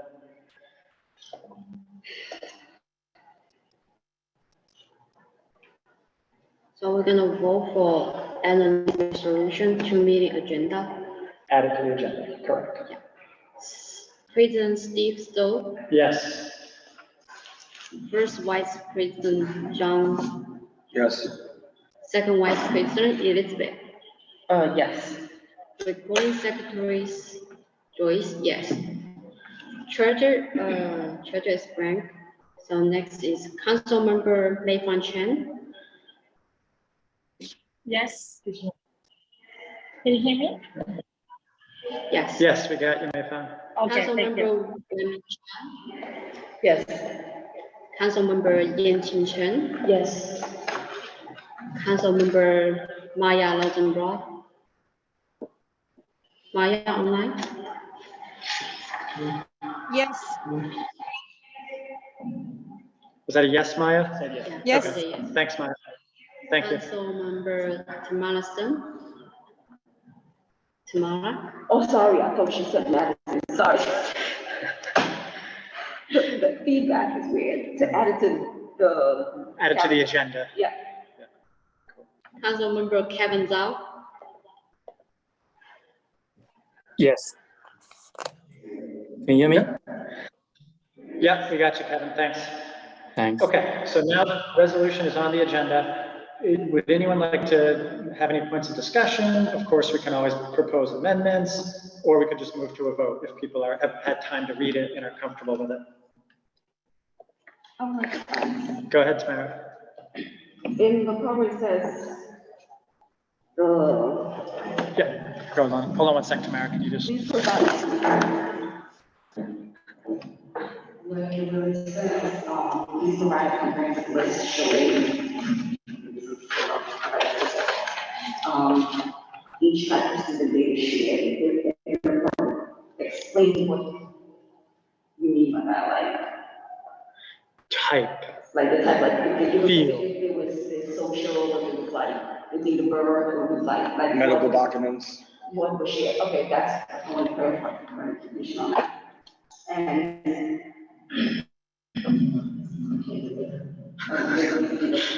I can hear myself over and over. It's really weird. Is there any way we could guide somebody from Central to answer like any questions like, because I know what's being done with my kid, with one of the kids in the first grade. So I know some of the stuff that was being done, and I do agree with part of the resolution is that this information needs to be shared more readily with the families of students that got affected, because what happened is the first day in which that information went out, so families with not everybody's family got it, okay? Because even though the information was sent out by the DOE to the superintendent, to the school, not every school sent out the information to their parent body. And that's a problem, because I got it from my middle school, but I didn't get the information from my high school. You get what I'm saying? Yeah. So I would have to share the information I got from my middle school with my high school. Yeah. Families. I wonder why they can't just send direct to parents, like through the parent account, right? It's weird because it depends on whose information you have. Like some basic, something like this, like directly from the DOT. Right. But when it came to how many kids were infected in the first grade compared to the second, I got something directly as well, because my kid was affected. In the second? First. First one. The second, like, I don't remember getting anything from my high school either. Yeah. So I remember getting it from the DOE. You know, so that is too much inconsistency when it comes to that. Yeah. You know, and another thing, I'm not even sure if some of this information that's being shared is translated to the families, and if the families that don't speak English understand how this can affect their students. So that's another problem as well. Does it get translated? Does anyone know? Does anyone? It's got translate. I got mail, got translate. I got mail that we wrote in Chinese in the context, they were in Chinese. Okay. Now, when you sign on the pattern, how they choose, what language you got in the mail. But actually, the letter is saying no action. We don't need to do any action. So how do I know we already, the kids information already linking, so and the help its parents for the after,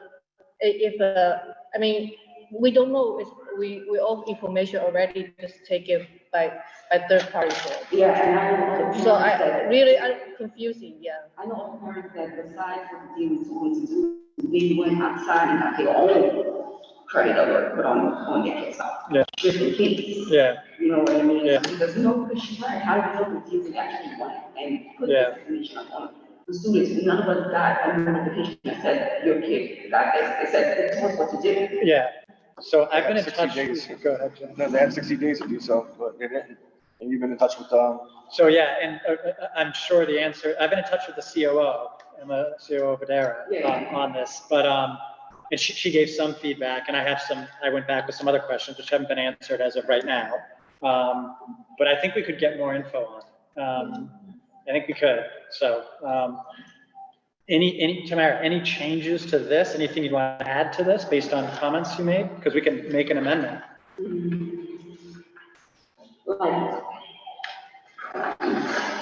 You know what, if you want to think about it and maybe write it down, I can introduce the other resolution. I know sometimes it's hard to think of something right on the spot.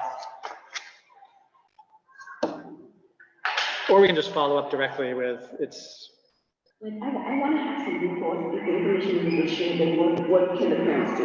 You know what I mean? Because parents, they find out until like months later. Yeah. Their kids' information was part of the first one. Yeah. You know what I mean? And I don't know if everybody in the second one, you know, or the second one is just the staff. So the recourse being like, so some parents never even got an answer. Yeah. We don't provide anything. I mean, how is that acceptable? I don't know. So what do you do then? Right. And what could we ask for in the resolution? I mean, follow the law, basically. Basically, that's what we're doing is we're saying, follow the law, disclose within 60 days. But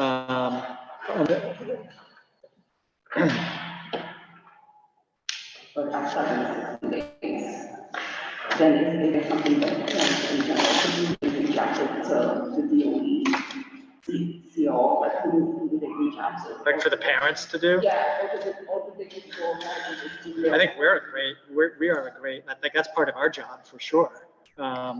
Is parents reach out to us because we can go to the COO. And they did, by the way, just so everyone knows, they did fire, I mean, officially he left for other opportunities, but the director of the technology department was a few weeks ago, a week ago. I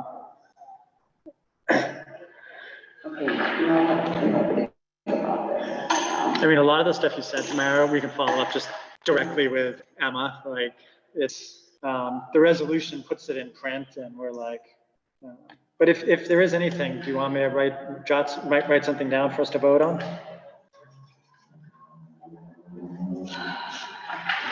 This would start with the little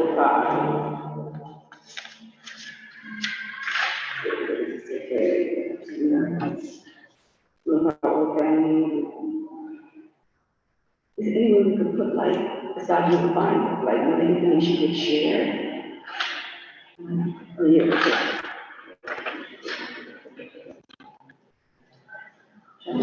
example, the student teacher and principal in a more expeditious way.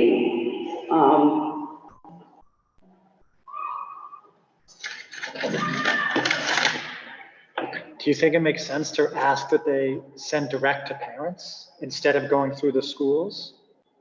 Email the parents directly? I think for something like that. They do sometimes see how when it's compromised. Yeah. Because I got something built in my house, you know, but unfortunately, when you get to high school, a lot of information that goes up in D, that you get in elementary and middle school, you don't necessarily get in high school.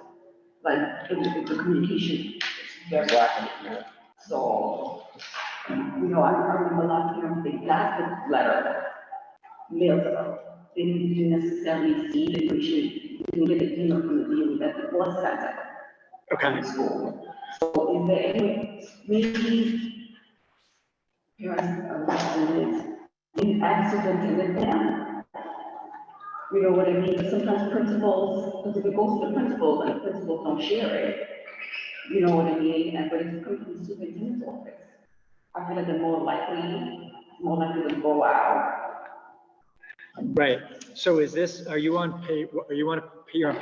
It says with the educational agencies shall notify affected parents, eligible students, teachers, and all principals can be added. Oh, so that's state law. Yeah. That's a quote from state law. Yeah. So what happens if the parent doesn't get it, the student doesn't get it, teachers don't get it, and the principal don't get it? Then what do you do? Parents don't get it. When you see the news, parents have a right to request it. Okay. All right, so then we're just gonna keep. Okay. But I think it's good. We have this in writing, and again, it's something we can point to. And okay, are there anyone else want to make comments on this, or is also if there's a motion to vote on it, we can do that too.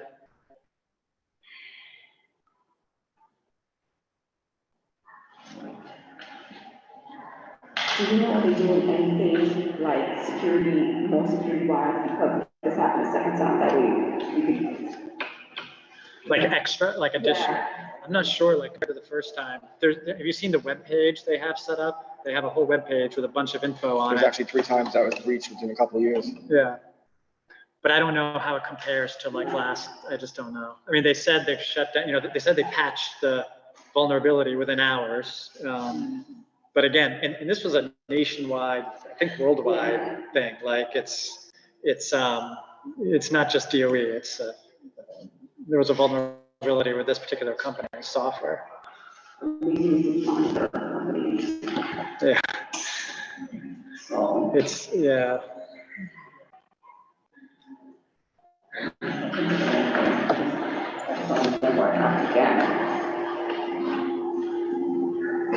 I wonder when the contract is up for renewal. PEP meeting.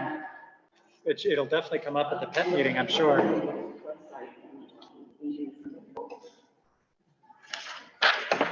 So is there a motion to vote on this? Is there a second? Second. Okay. Joyce, can you take a roll call vote to approve this resolution? And can you just read the name of the resolution that we're doing? And now we're gonna vote for resolution to support with the personal information compromise in the recent data breach.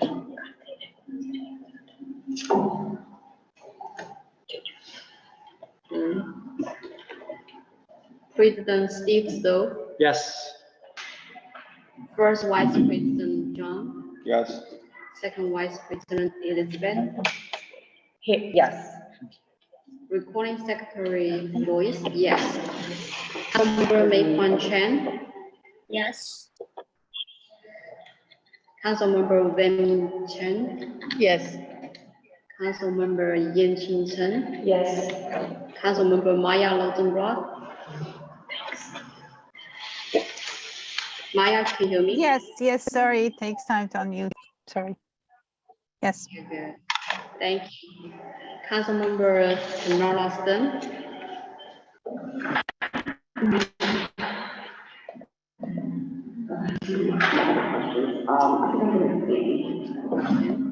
Okay. Councilmember Kevin Zhao. Yes.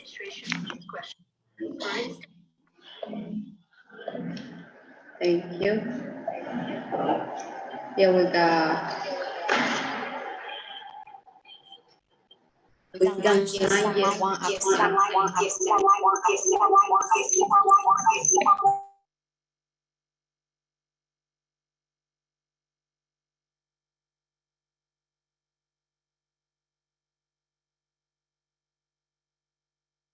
And Joyce, you can say the resolution passes. Then this resolution is passed. Okay. And I think we just keep in mind, even the resolution passed, we still have right to end the amendment after next, okay? Not after it's passed. After it's passed, it's done. That's just the budget. Yeah. Anyone can write another resolution, right? But this one is passed as based on what it is here. Okay, next resolution is, Kevin, can you share that one? Yes. This one so this is a resolution to increase the salary of the administrative assistant. And I'm just going to share, I'm going to pull up on my end, because today we got some new information as well on this resolution. Essentially what we want to do is we want to take money out of the CEC budget to pay our administrative assistant, Kevin, a little more. He does a good job, above average for, in terms of the basic descriptions of the job. I guess I can just sort of share some of the reasoning. It's a lot about, doing the basic responsibilities, which include working with DOE staff, managing the CEC email and social media accounts, scheduling our meetings. He's also, extremely responsive, very respectful, very reliable. And in addition, what really deserves the extra increase is he often exceeds expectations by reaching and proposing solutions independently, improvements to existing processes. For example, this whole technology setup that we have here, the OWL, and how everything is operating is due to him. And I know that since the OWL's been purchased, a number of other CECs around the city have started purchasing it as well. So he identified that technology on his own last year, and it's been a great help for hybrid meetings. he also did a lot of independently working on upgrading our social media accounts, which takes a lot of time to manage. And then he also has identified a way we can save a lot of money on our webpage provider service. Now, the resolution is, Kevin, can you zoom in a little bit on that, please, if possible? The resolution has some outdated information, and so I'm going to propose, actually, maybe it's better if I share my screen. Can you stop sharing your screen, and I'll share my screen, and just I'll make the amendments, and then we'll vote to on the resolution with the as amended. So his salary is there a way, so on Google Docs, can I do track changes? I can, right?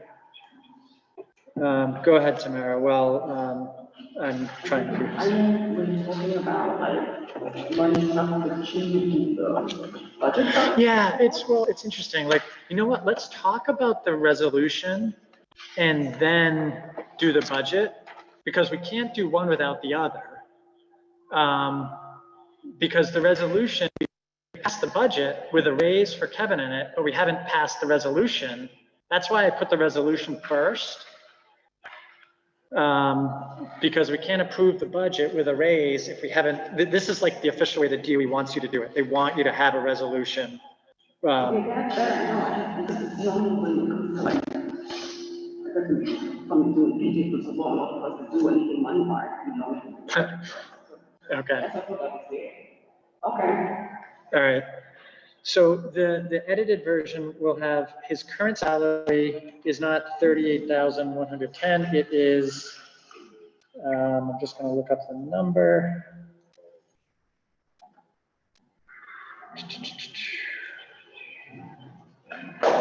So his current salary is 43,726.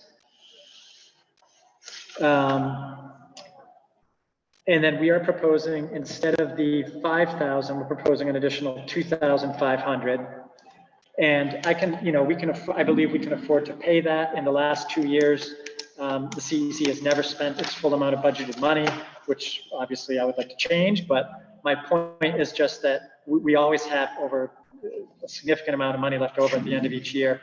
And I've also personally, in the budget that we'll be voting on in a minute, I've given up all of my reimbursement, which is 2,100. So that in and of itself funds almost all of the 2,500 additional for Kevin. So that will be the amended version of the resolution. And then I will add that to the resolved.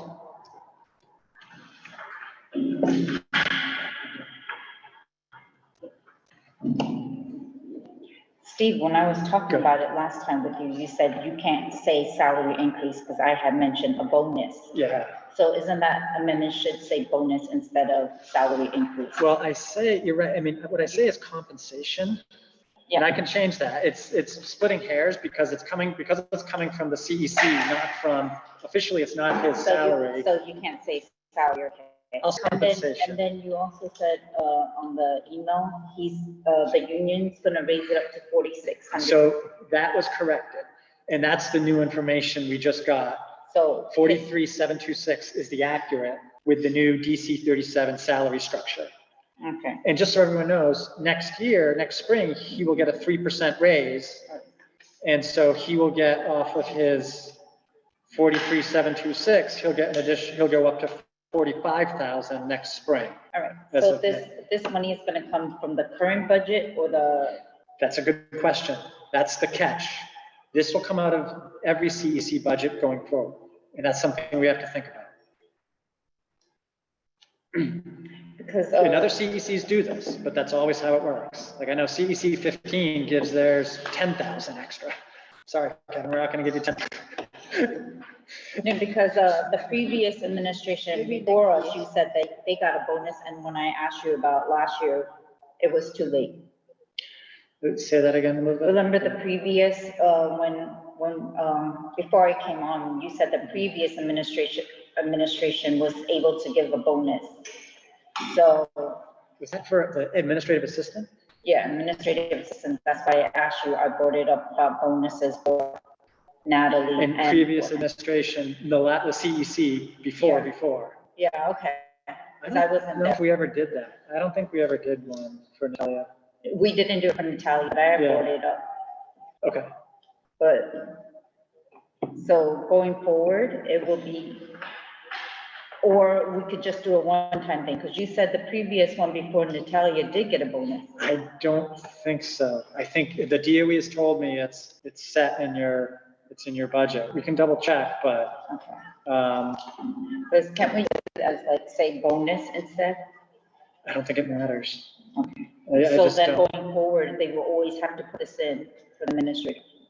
That's what I've been told. We can always double check this and we can always come back to this. I mean, the money will come out, the money will come to Kevin either way. It'll be a lump sum one time. Yeah. So we could always send it to him next month if you want to tighten this up. Because the way people write it, it would also, you know, depending how you put it forward, if you say one thing, it will be taxed, or it will be untaxed money going, you know what I'm saying? Yeah. As a grant money. Yeah, I don't think we definitely don't have the power to, Because this is it's whatever the technically grant money. DOE, yeah, I mean, That. let me put it this way. Let me put it this way. Nothing we write in this resolution will impact whether it's taxed at a certain rate or not. That's already set in law. No, but I'm saying, but like when you get grant money, I think there's a way that you could, since it's grant. Like, can we make a grant?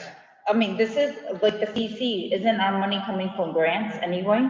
It's coming from the DOE, from the DOE operating budget. So like whatever money we don't spend, it's right back to us. Okay. Yeah. Which honestly, I don't think we should be getting any money back. No, they shouldn't. Oh. Yeah. That's one of the things that one of They're the all, first.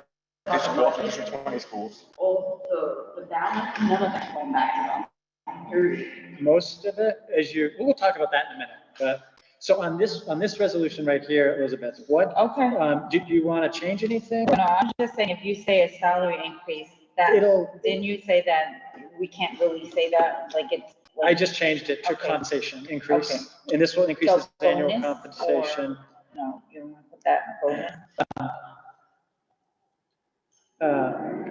I see your point. I'm gonna, yeah, I mean, I'd like to keep it like this, but if you want to, if you want, I'm more than willing to wait on it till September. No, we could go ahead. Yeah. Everything I've been told is it comes out of the budget. It's a payment that gets made and gets carried over to the subsequent budget. I think it will get revisited and if Kevin leaves and the new one comes in and is hired at another level, I think at that point it might get revisited, but I think once you've awarded it, it stays. I don't think we can do what you suggested, which is like one-time bonus. I remember like before I came on, they said there was, the administration got a bonus. So then, but it wasn't in the budget subsequently, so I'm just saying, so it probably is like resolution based. All the bonuses that the people have gotten previously, so I'm just asking. Yeah, I wasn't aware of it. Clarify, because this is before I came. Find out, because I know. Say again to me. Like I heard Elizabeth, like I would like application, like, well, I never came back there, you know, because it is my message, but, yeah, like, kind of, so it's compensation instead of, and next year it's gonna go, it's gonna increase by 3%, you said? The DC 37 increase, but that won't come off. But that won't come off this thing. That won't come off this. This is fixed. The DC 37 increase comes off his DOE salary. Yeah. Can I ask why I'm paying down more than this? Say again? Can I ask why you guys more? Because you guys do a lot for the CECs, and I think, you know, you should be getting paid for the amount you're doing. No, I appreciate it, but I can't advocate for it, like, that's. I know, I'm just saying, is there any way we can actually put increase for like all agencies? I mean. Yeah, that's. We can, for sure, like, continuously. I think would agree with that. Yeah. But that's like an unofficial, that's like an organizing thing, for sure. Write a resolution too.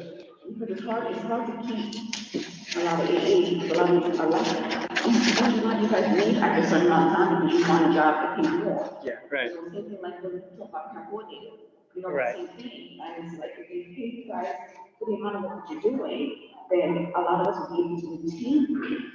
And you won't have to be constantly with the training and everything like that. Thank you. What word could I use?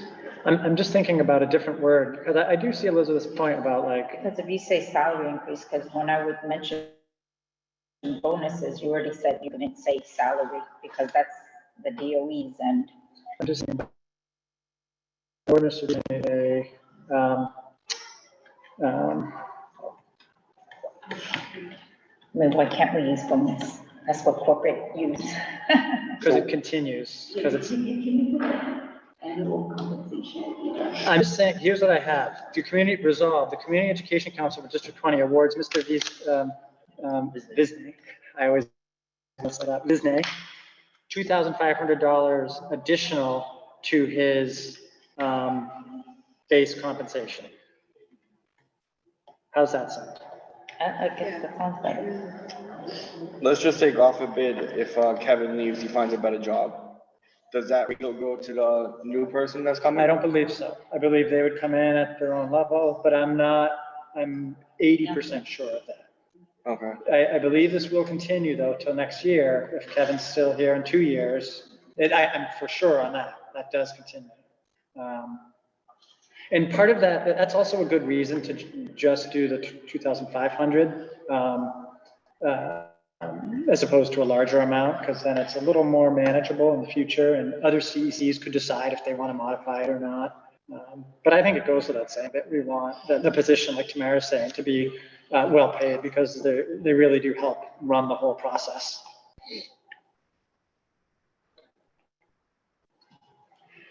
Okay.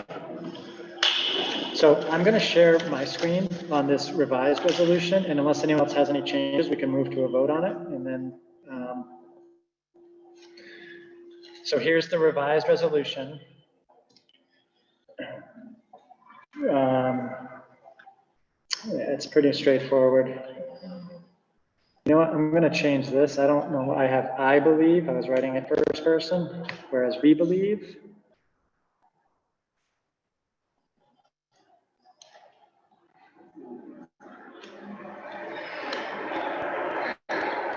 So basically, we resolved the Community Education Council for District 20 award Mr. Visney $2,500 in addition to his base compensation.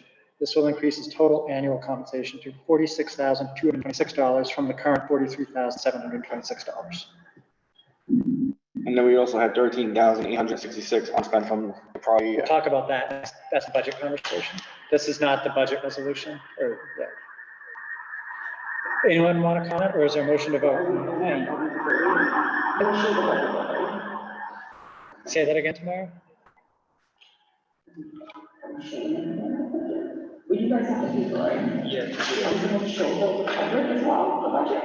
We're going to vote on the budget next.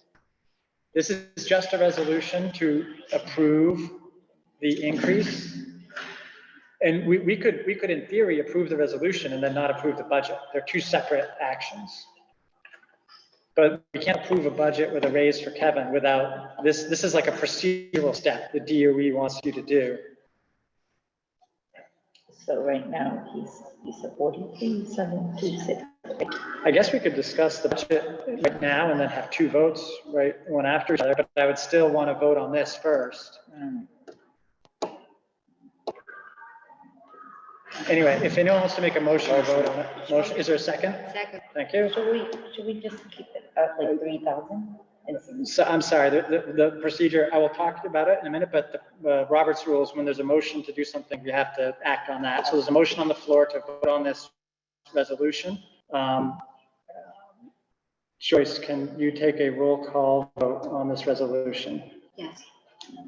Resolution to increase the CEC 20 administrative assistance based compensations.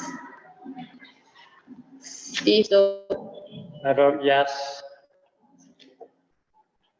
John, I vote yes. Elizabeth, Vote yes. Joyce, yes. Mei Fan Chen, Yes. Ramin Chen, Yes. Yen Chin Chen, Yes. Maya Rosenblatt, Yes. thank you. Tamara, Yes, for the resolution, but like I said, I still feel we should do the budget first. Then, like I get it, it's weird to me, because like, so you is yes. yeah. Kevin Zhao, Kevin, Yes. Can you hear me? so yes, we got you yes. Thank you. Okay, thank you. This resolution is passed all yes. So we got 10 yes. Great, thanks, Joyce. So now we can discuss the budget. I will share my screen for that one.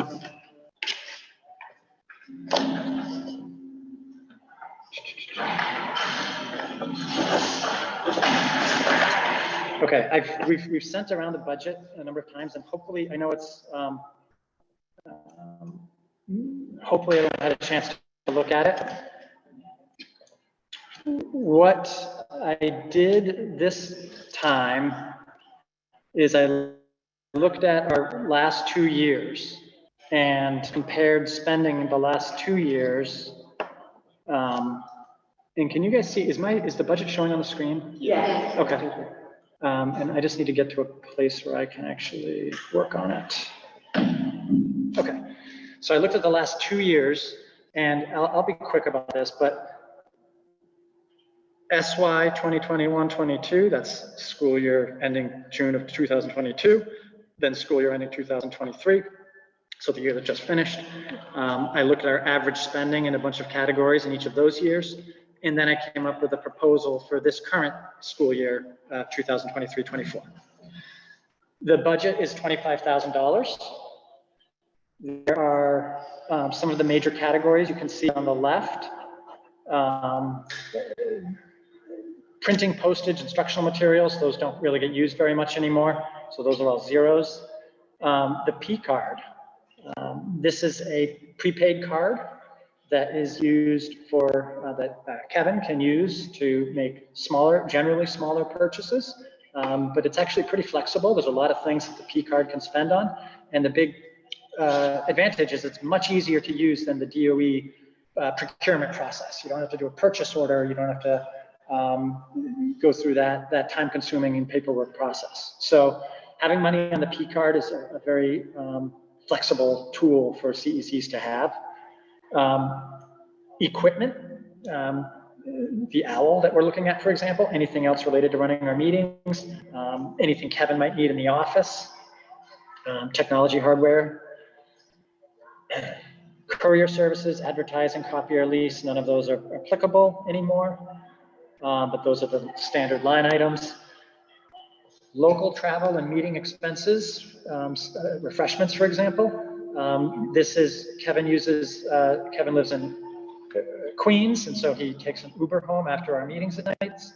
And so this amount of money, $625, is money that he can claim for reimbursement for his Uber expenses to get home after meetings.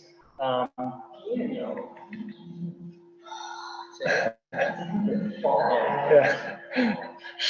We want to keep them. And so that's what that budget item is, the local travel budget item. There's also, of course, it's also refreshments. And I should preface this all by saying this is just a proposal. So the purpose tonight is to talk about numbers and move things around if we want to, and then vote on. Line item here for, so there's a number of line items for parent involvement. And this is all just, it's the way that the DOE accounting system works. So I just encourage people to, It's not necessarily something that we have to try and understand. We should understand it ourselves, but Kevin can work with the senior grants officer to understand exactly where some of these particular expenses should be categorized. But there's one parent involvement events that's things like our legislative breakfast. We call it events, but it has to go under parent involvement as a category based on the DOE accounting system. So that's why we have all these subcategories for parent involvement. But anyway, that's so $2,000 for parent events. The legislative breakfast is the best example, but there's also many other things we could do. Back to the point of spending money and trying to spend it all.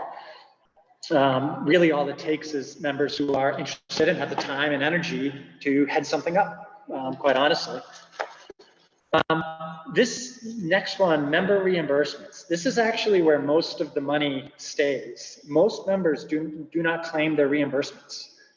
Year in, year out, we see thousands of dollars left on the table for member reimbursements. This is, I'll quickly share my, do we see the smaller, the screen share changed, right? Yeah. Now it's the smaller one. And this just shows how reimbursement works. And there's two standard categories that get used most frequently. Parents can get reimbursement for broadband expense, up to $75 a month on an annual basis, $900. And parents can get reimbursed for childcare that they need to attend a meeting. And that's up to $50 a month, $600 a year. And so the max reimbursement for any member is $125 a month.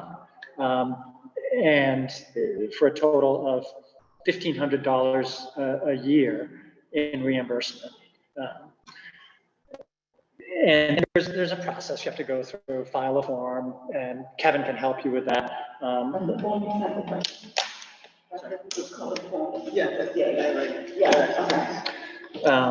And so anyway, so what I've done here in the budget is $16,500. That's the amount of reimbursement for 11 members. That includes our 2 vacant seats at the max monthly rate. So that's where the $16,500 comes from on the budget. You said it includes the 2 vacancies? We have 2 vacancies right now on our council. Well, wait, when I count, there was like 10 here. 1, 2, 3, 4, 5, 6, 7, 8. Oh, okay. So they made a decision. Oh, that's good to hear. Okay, that's good to hear. So we're gonna have 11 people or 12? 12. So now we'll be coming to it in September to have the because you said 11 members. 3 vacancy or 2? One is me and I have a separate one. The president is a separate one. I'm not taking any money, so. We'll do that, yeah. That's also if you don't get a student member. Yeah, we also need a student member. Yeah, I'm not sure they're eligible for reimbursement. And I they think don't. they are, because I read that they are eligible. Okay. And they should be able to, should get a stipend anyway to come and make I'm not going to put anything in for the student. If we find out after the fact that they're eligible, I believe they're eligible. But if we find out they are, yeah. Anyway, that's a conversation. So anyway, so is that clear though, the number of people we're talking about? John, if you want, so before you say that, John, we'll come back to that, but I'll go through the rest of this and then share. So then I've given up my reimbursement. I have a separate reimbursement and I've got 0 there because I'd like to dedicate that to our 2,500 for the administrative assistant. And so then we come to the end here. And I don't know why this formula isn't working. Now it's working. But the student member is. And I think I read that when I was looking into it. That's good to know. Okay. So we could put money in there if we get the student. So we should be. We can put it in because we can always take it out. Should we put money in for student? I don't know if we're going to get one. That's up to superintendent, but. You can put it in and then defend it here. We can move this stuff around. The budget can be modified. Like. I think we don't need it because always going to the reimbursement category. So every year, last 2 years, we never gonna reimburse all the money. Is there a way So say that, Joyce. So even we don't add the amount right now, I think it should be covered because mostly. yeah, no, I mean, there's a lot of flexibility here. We could add to it now, or we could wait. It's really, I think we have flexibility. I'm happy to add to it now if we want. No, I'm not. Keep that. Sure, I'm not taking it. All right, so then. Evens out, balances out, yep. Okay. So you can see down here, what I've done at the end is I've said, okay, that the total budget is $25,000. We've got 23,100 currently allocated. And at the bottom here, you can see this little green cell. We are $1,900 above, or I'm sorry, under our budget. So we have 1,900 to allocate to other areas of the budget. So that's up for discussion right now. I'm going to add a pre-call. The pre-call is more flexible. Right. Even is a pre-call be able to purchase? Pre-call be able to purchase food either, right? Actually, I can check. Give me like 2 minutes. I can check right now. Yeah. I'm pretty sure it can, but yeah, double check. And while you're doing that, I want to point out one thing I skipped over. We see we have the P-card-Wix right here. This is Wix, the internet services company, that a website provider. We had been using an education software-based company called eChalk. Their business is making websites for schools. So their base package has 100 users, for example. And this has been done for years, predated me. And their fee was, it was like $1,400. And what's that? But for us, we don't need that. Yeah, like for us, we don't need that. And so it just sort of, in this year, they were saying we're going to increase that to 2,000. And so we had a meeting and we were like, you know what, this is not necessary at all for a CEC website. It's a basic website. So Kevin went out again, did some research. Wix, which Wix is good, right? Yeah, Wix is good. The price there is $450 instead of $1,400 for the year, and we can pay with it with the P card. You said, right? And if we do quick enough, they give a 50% off if you do for a year plan. So it comes out for 1 year, 162. Nice. And 2 years, I think the same price as the original. So it was like 330. So 2 years, like. We could do a 2-year commitment for the term of our CEC. Now you're looking at 330. Perfect. So we'll put this money on the P card. We can allocate money off the P card once it's been on there, or once it's on there, is it like set? I feel like it's probably on there. Yeah, I feel like it's probably a whole process to get it off, but. Do we know by any chance what the other consoles, what internet system that they use? Yeah, no, that's how I found out. I emailed and reached out to a lot of them. Oh, cool. And so what I found out was a lot of them use Wix, and some use eChalk or Google Sites. Google Sites is free and does have too many features. Wix is the one that's like really, the price I mentioned is pretty cheap for 2 years, 330, and it's even better than eChalk. A lot of the navigation and the things we can use. They have already a lot of teammate stuff that I can just use and so that's how I found out about Wix. I think Weebly was another one. Yes. And that's every time too. Can you change the 40 to 330 or no? For the Wix? What were you saying, Kevin? Wix is, finish with that. Yeah, just Wix is probably the preferred option, and it is pretty cheap. So yeah, I did reach out. That's how I found out. Yeah. I don't know if they think that would be just a key. Flexibility. Yeah, it's flexible, because you don't want to put the exact price and then they change the numbers go up and then they don't have enough. There's also sometimes tax on there too. Yeah. I have a form. That includes the taxes? I can, once I get. Let's keep it and we'll figure it out. Yeah. So anyway, so I like the idea though, Joyce, back to your idea, put it on the P card, because I think the max on the P card is like $5,000, right? Crazy. So let's just, do we want to just put the rest of this card and we can, actually no, because then we should,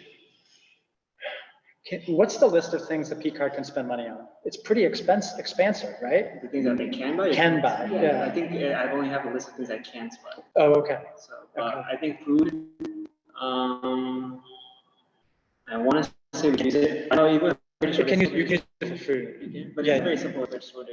We can with a purchase order, you can just set it up so it can be like a one-time payment for a couple months. Yeah. And so we order the food ahead of time. Yeah. And we pay it like say now, and then it's set until like December or January, and then it just keeps coming in instead of having to go every single time. For what? What kind of order? For it was something you guys used before, Pen, Natalia recommended. Pen and Tico? Yeah. Yeah. So like just every meeting getting. Yeah, we can do a purchase order, have it like in advance, or you can just have it. We don't always have food at the meetings. I don't really. Oh yeah. All right. But that's purchase order. You're saying. Right. So if you want to do P card, like, do we know if the P card, if that can be? Last year we didn't use it, right? It was not even used last year.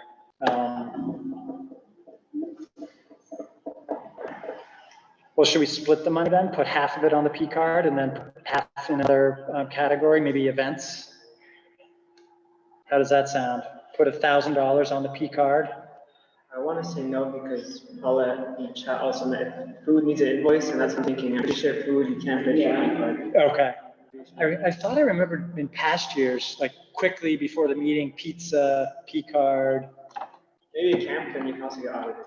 That's because it's not really like it's meant for only certain. Yeah. If you can purchase it with a purchase order, then that's you have to use a purchase order. That's okay. That's the line. Okay. You can use a purchase order, you have to use a purchase order. Okay. P card is a last resort. Okay. Yeah, because they did say before, the pandemic, we had refreshments for people. Oh yeah, totally. No, totally. But always done purchase order. I thought P card was for some of those. Sometimes like the AA could just go to the restaurant and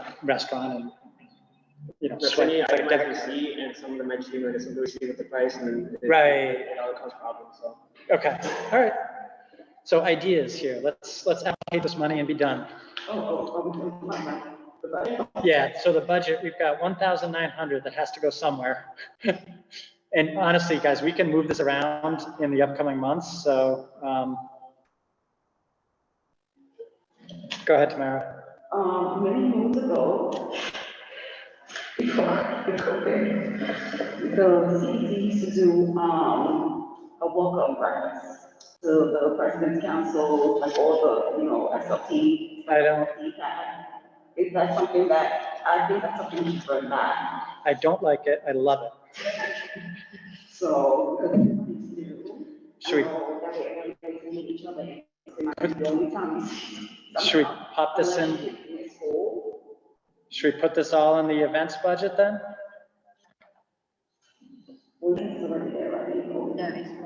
It'll be fine. Like it's pretty flexible. It's basically the same as the legislative breakfast, just for a slightly different type of event.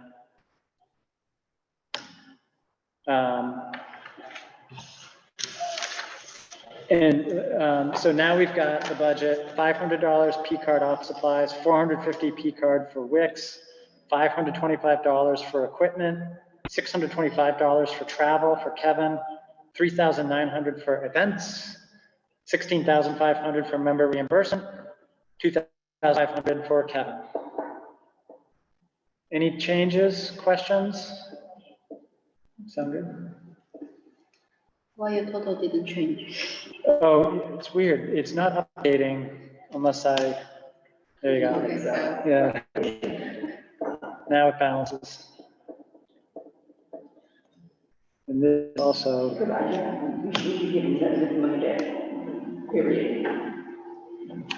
I'm sorry, Tamara, say that again. We should not be giving any of this money back. Yeah, that's our job, is to. I remember one year I just did it after the deadline, so I couldn't get my reimbursements. So just a warning for people, if you plan for the reimbursements. Do it frequently. And then plan for if we want to give it to the children, right? The extra money. You can do purchases at the end of the year. You shift that into a supplies line item. We did. We thought about it. Yep. Okay. Is there a motion to approve this budget? Motion. Second? Second. And Joyce, can you take a vote to approve this budget? To approve CEC 2020 budget, Steve Stowe, Yes. John, Yes. Elizabeth, Yes. Joyce, yes. Mei Fan, Yes. Remy, Yes. Yanqing, Yes. Maya, Yes. Tamara, Yes. Kevin,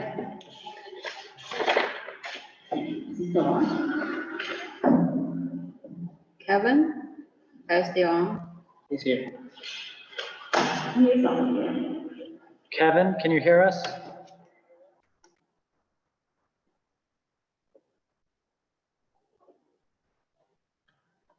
No Just, response. yeah, No doesn't have a response. vote. That's fine. I think we're okay. Yeah, so we got 9 yes, one no response, no response. Yep. So this budget is approved. Good job, thank you.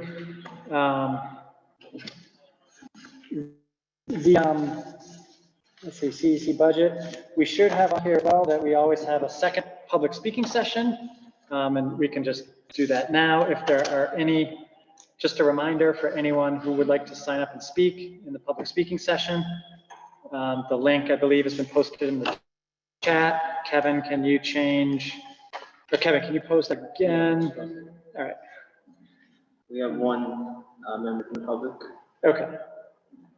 You can call on that member. Paulette Ewing. Yep. And just a reminder for anyone speaking, we have a 3-minute time limit. Please adhere to code of conduct, CEC code of conduct in speaking, and 3 minutes. And go ahead, Paulette. All right, can y'all hear me? I just want to make sure that. Yes. Okay, thank you. So I'm very, very concerned because last year, we started September, had a major deficit with staffing shortages, especially in the area of special education. And as of right now, for those who are following the news, our occupational therapists and physical therapists don't have a contract. And without a contract, they are not going to want to continue working for the DOE. So I fear in September, our children with IEPs are going to be left either being given a RSA for services that are missed, or they're going to have to go months without their related service providers in place. So I really want to put this on this radar. And I know, Dr. O'Brien, you're very familiar with existing staffing issues that are already in our schools. And I really hope that you guys are planning a strategy on how to address this. Because last year, we had children in our district from pre-K all the way to high school who did not get speech, OT, physical therapy, or counseling until January. And we can't have a repeat of that. I also want to just highlight the fact that, you know, we rely so much on parent coordinators, and we have 6 schools that don't have parent coordinators right now. Last year, we had 15 schools that didn't have parent coordinators. So I really hope that the staffing vacancies that we experienced last year is a priority for our district to manage and troubleshoot and figure out like how we're going to address these issues, because in the meantime, our children and families are suffering. Lastly, the last meeting that had the Office of Teacher Planning, there were a lot of parents who came to the meeting asking for specialized programs like Nested Horizon programs at our middle school site. I have been hosting these talking sessions with our community for the past couple of weeks as a member of District 20. I shouldn't have to. You guys are here for it. And it's like, I know you have multiple parents on the CEC right now that have IEPs. So I implore you, please provide that service because our community desperately needs it. Okay, great. Thanks. Any? Say that again. I do agree, we do need to do a lot, more outreach to our elderly and families. Is there any way that you could, as a council, work with, like, doing some workshop on helping parents understand, like, the whole process when it comes to the IEP and, like, how to go about all of that, how to get related services, and even for our other families, how Yeah. do that as well, and what the effects are, because a lot of our families are not getting the necessary information from the schools that they're supposed to be getting from. Yes. So I have no problem, like, being a part of that. Awesome. Thank you, Mara. Anyone else signed up to speak, Kev? No. And Michelle Magnus, sorry about that. Michelle, you can unmute. And Michelle, can you hear me? All right, yes, I could hear you. Can you hear me? We hear you very well. Go ahead. Okay, perfect. So this is more maybe like a question, but I love all the new programs and initiatives that our district is looking to implement, and I think Dr. Pretto is doing a great job. My only question is more, how are schools going to financially implement all these wonderful programs, especially if our budgets are allocated for your core education and your teacher staffing and your just school general costs. Yeah, and then, you know, we're not a Title I school at PS 185, so it also, you know, makes it very complicated to initiate a lot of these wonderful programs. So just kind of like a question of where is that going financially for us in funding these District 20 initiatives? Thank you. Yeah. Yeah, thanks, Michelle. Look, I mean, we don't, as I always say on the meetings when we have speakers, if there's not many speakers, we can sort of talk informally a little bit, but I don't, I don't, that's a detailed question. And I just want to share, like we've all heard from the top level, we're getting a lot less money in the budget this year and next year from the city level, expiration of federal money. So, you know, you're right to raise the issue.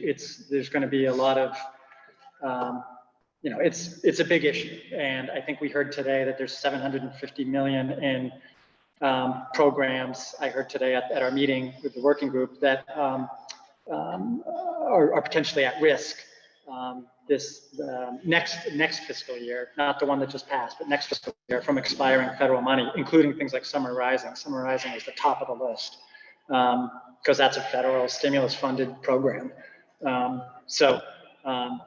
But anyway, specifically, Michelle, like I'd love to chat more at some point about like school by school budget. Like we could talk about 185 or any school, and it might even be worth sort of having a meeting or a workshop on that, because school budgets are a bit of a mystery to a lot of people, but it's so important. Talked about that last CEC, and I sort of shared some work I've done on that. So it's good to bring up. And yeah. Any other speakers signed up? And our interpreters, is there anyone who wants to speak on the language lines?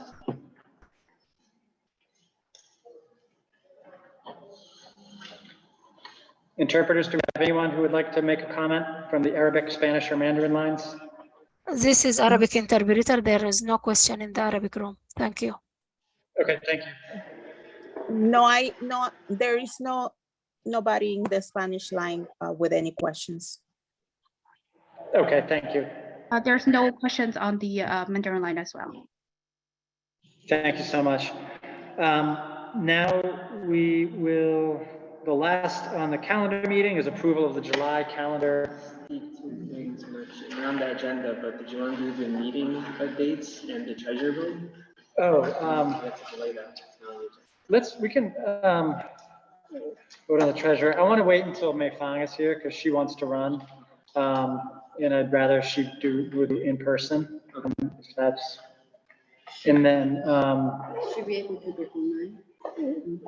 let's have her here. I think it's better to do in person. And then the meeting dates, did any need to be changed? We're changing one in April. Okay. I have it already. You want to do it, or? Yeah, can you share? So we just need to take out to change our meeting dates. One of them conflicted.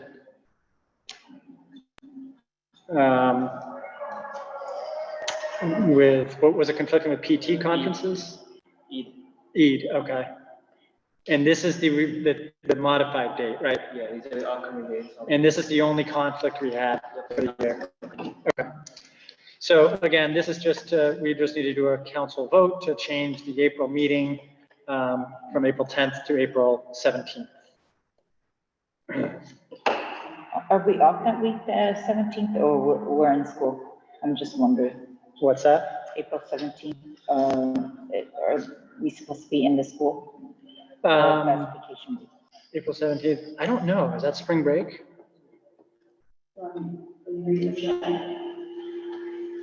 Say that again, Tamara?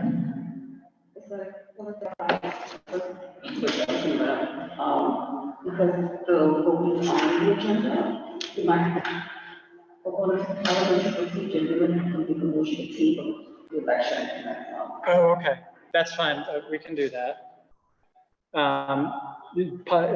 Paulette has pointed out in the chat, and Tamara brought it to my attention, that because we have something on the agenda, perhaps we should just make a motion to table it. That's fine with me if we want to make a motion to table that to the next meeting. Is there a motion to table the vote on CEC treasurer to the September meeting? Motion. Is there a second? Joyce, can you take a vote on that? Make sure, because in September, I think most people will be here. Yeah. Hopefully by the Yeah. Vote to move the agenda, vote for treasurer procedure to the September meeting. Yeah. Steve? I vote yes. John? Yes. Elizabeth? Yes. Joyce? Yes. May Fan? This is the May Fan, can you hear us? Yes. Yes. You vote yes? Yes. Okay. That is not here now. Yanqing? Yes. Maya? Yes. Okay, Tamara? Yes. Kevin?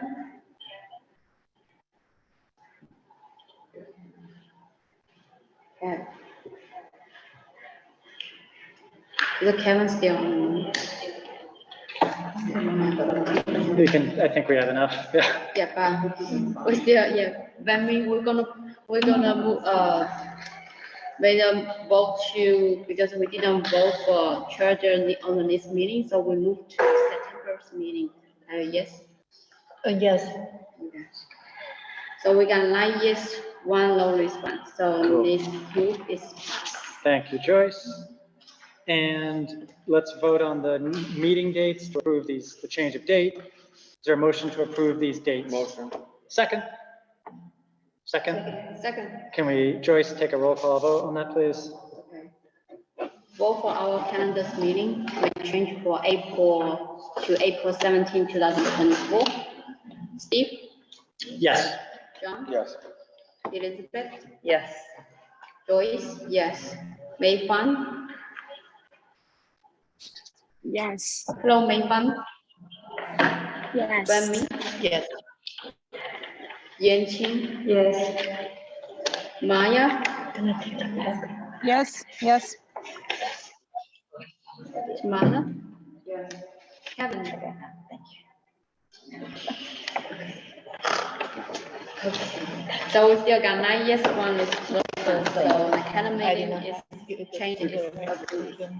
Just to clarify, the spring break is on the week of April 22nd. Okay. Okay. Okay, that's fine, thank you. All right, last order of business for the calendar meeting, let's approve the July calendar minutes, calendar and annual meeting minutes. Kevin, can you share those, please?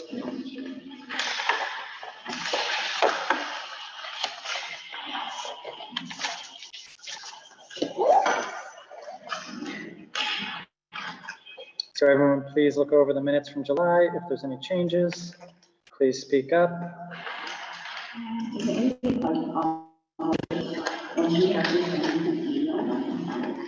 Yeah, on the website usually they. Oh, okay.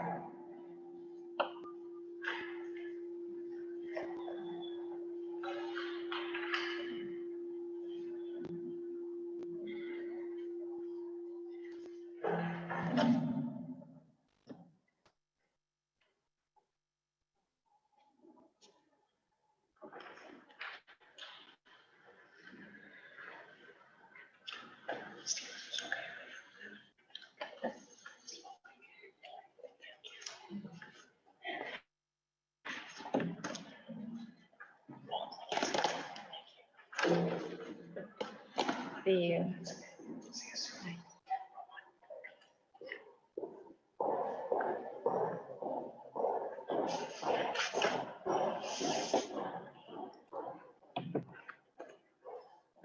Okay, any changes?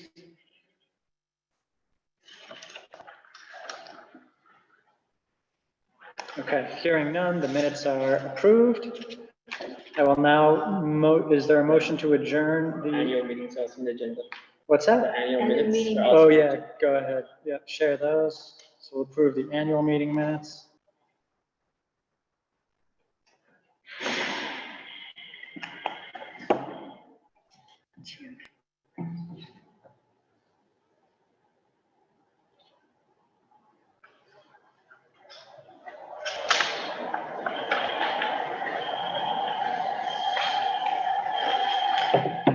Everyone, please review the minutes for the annual meeting.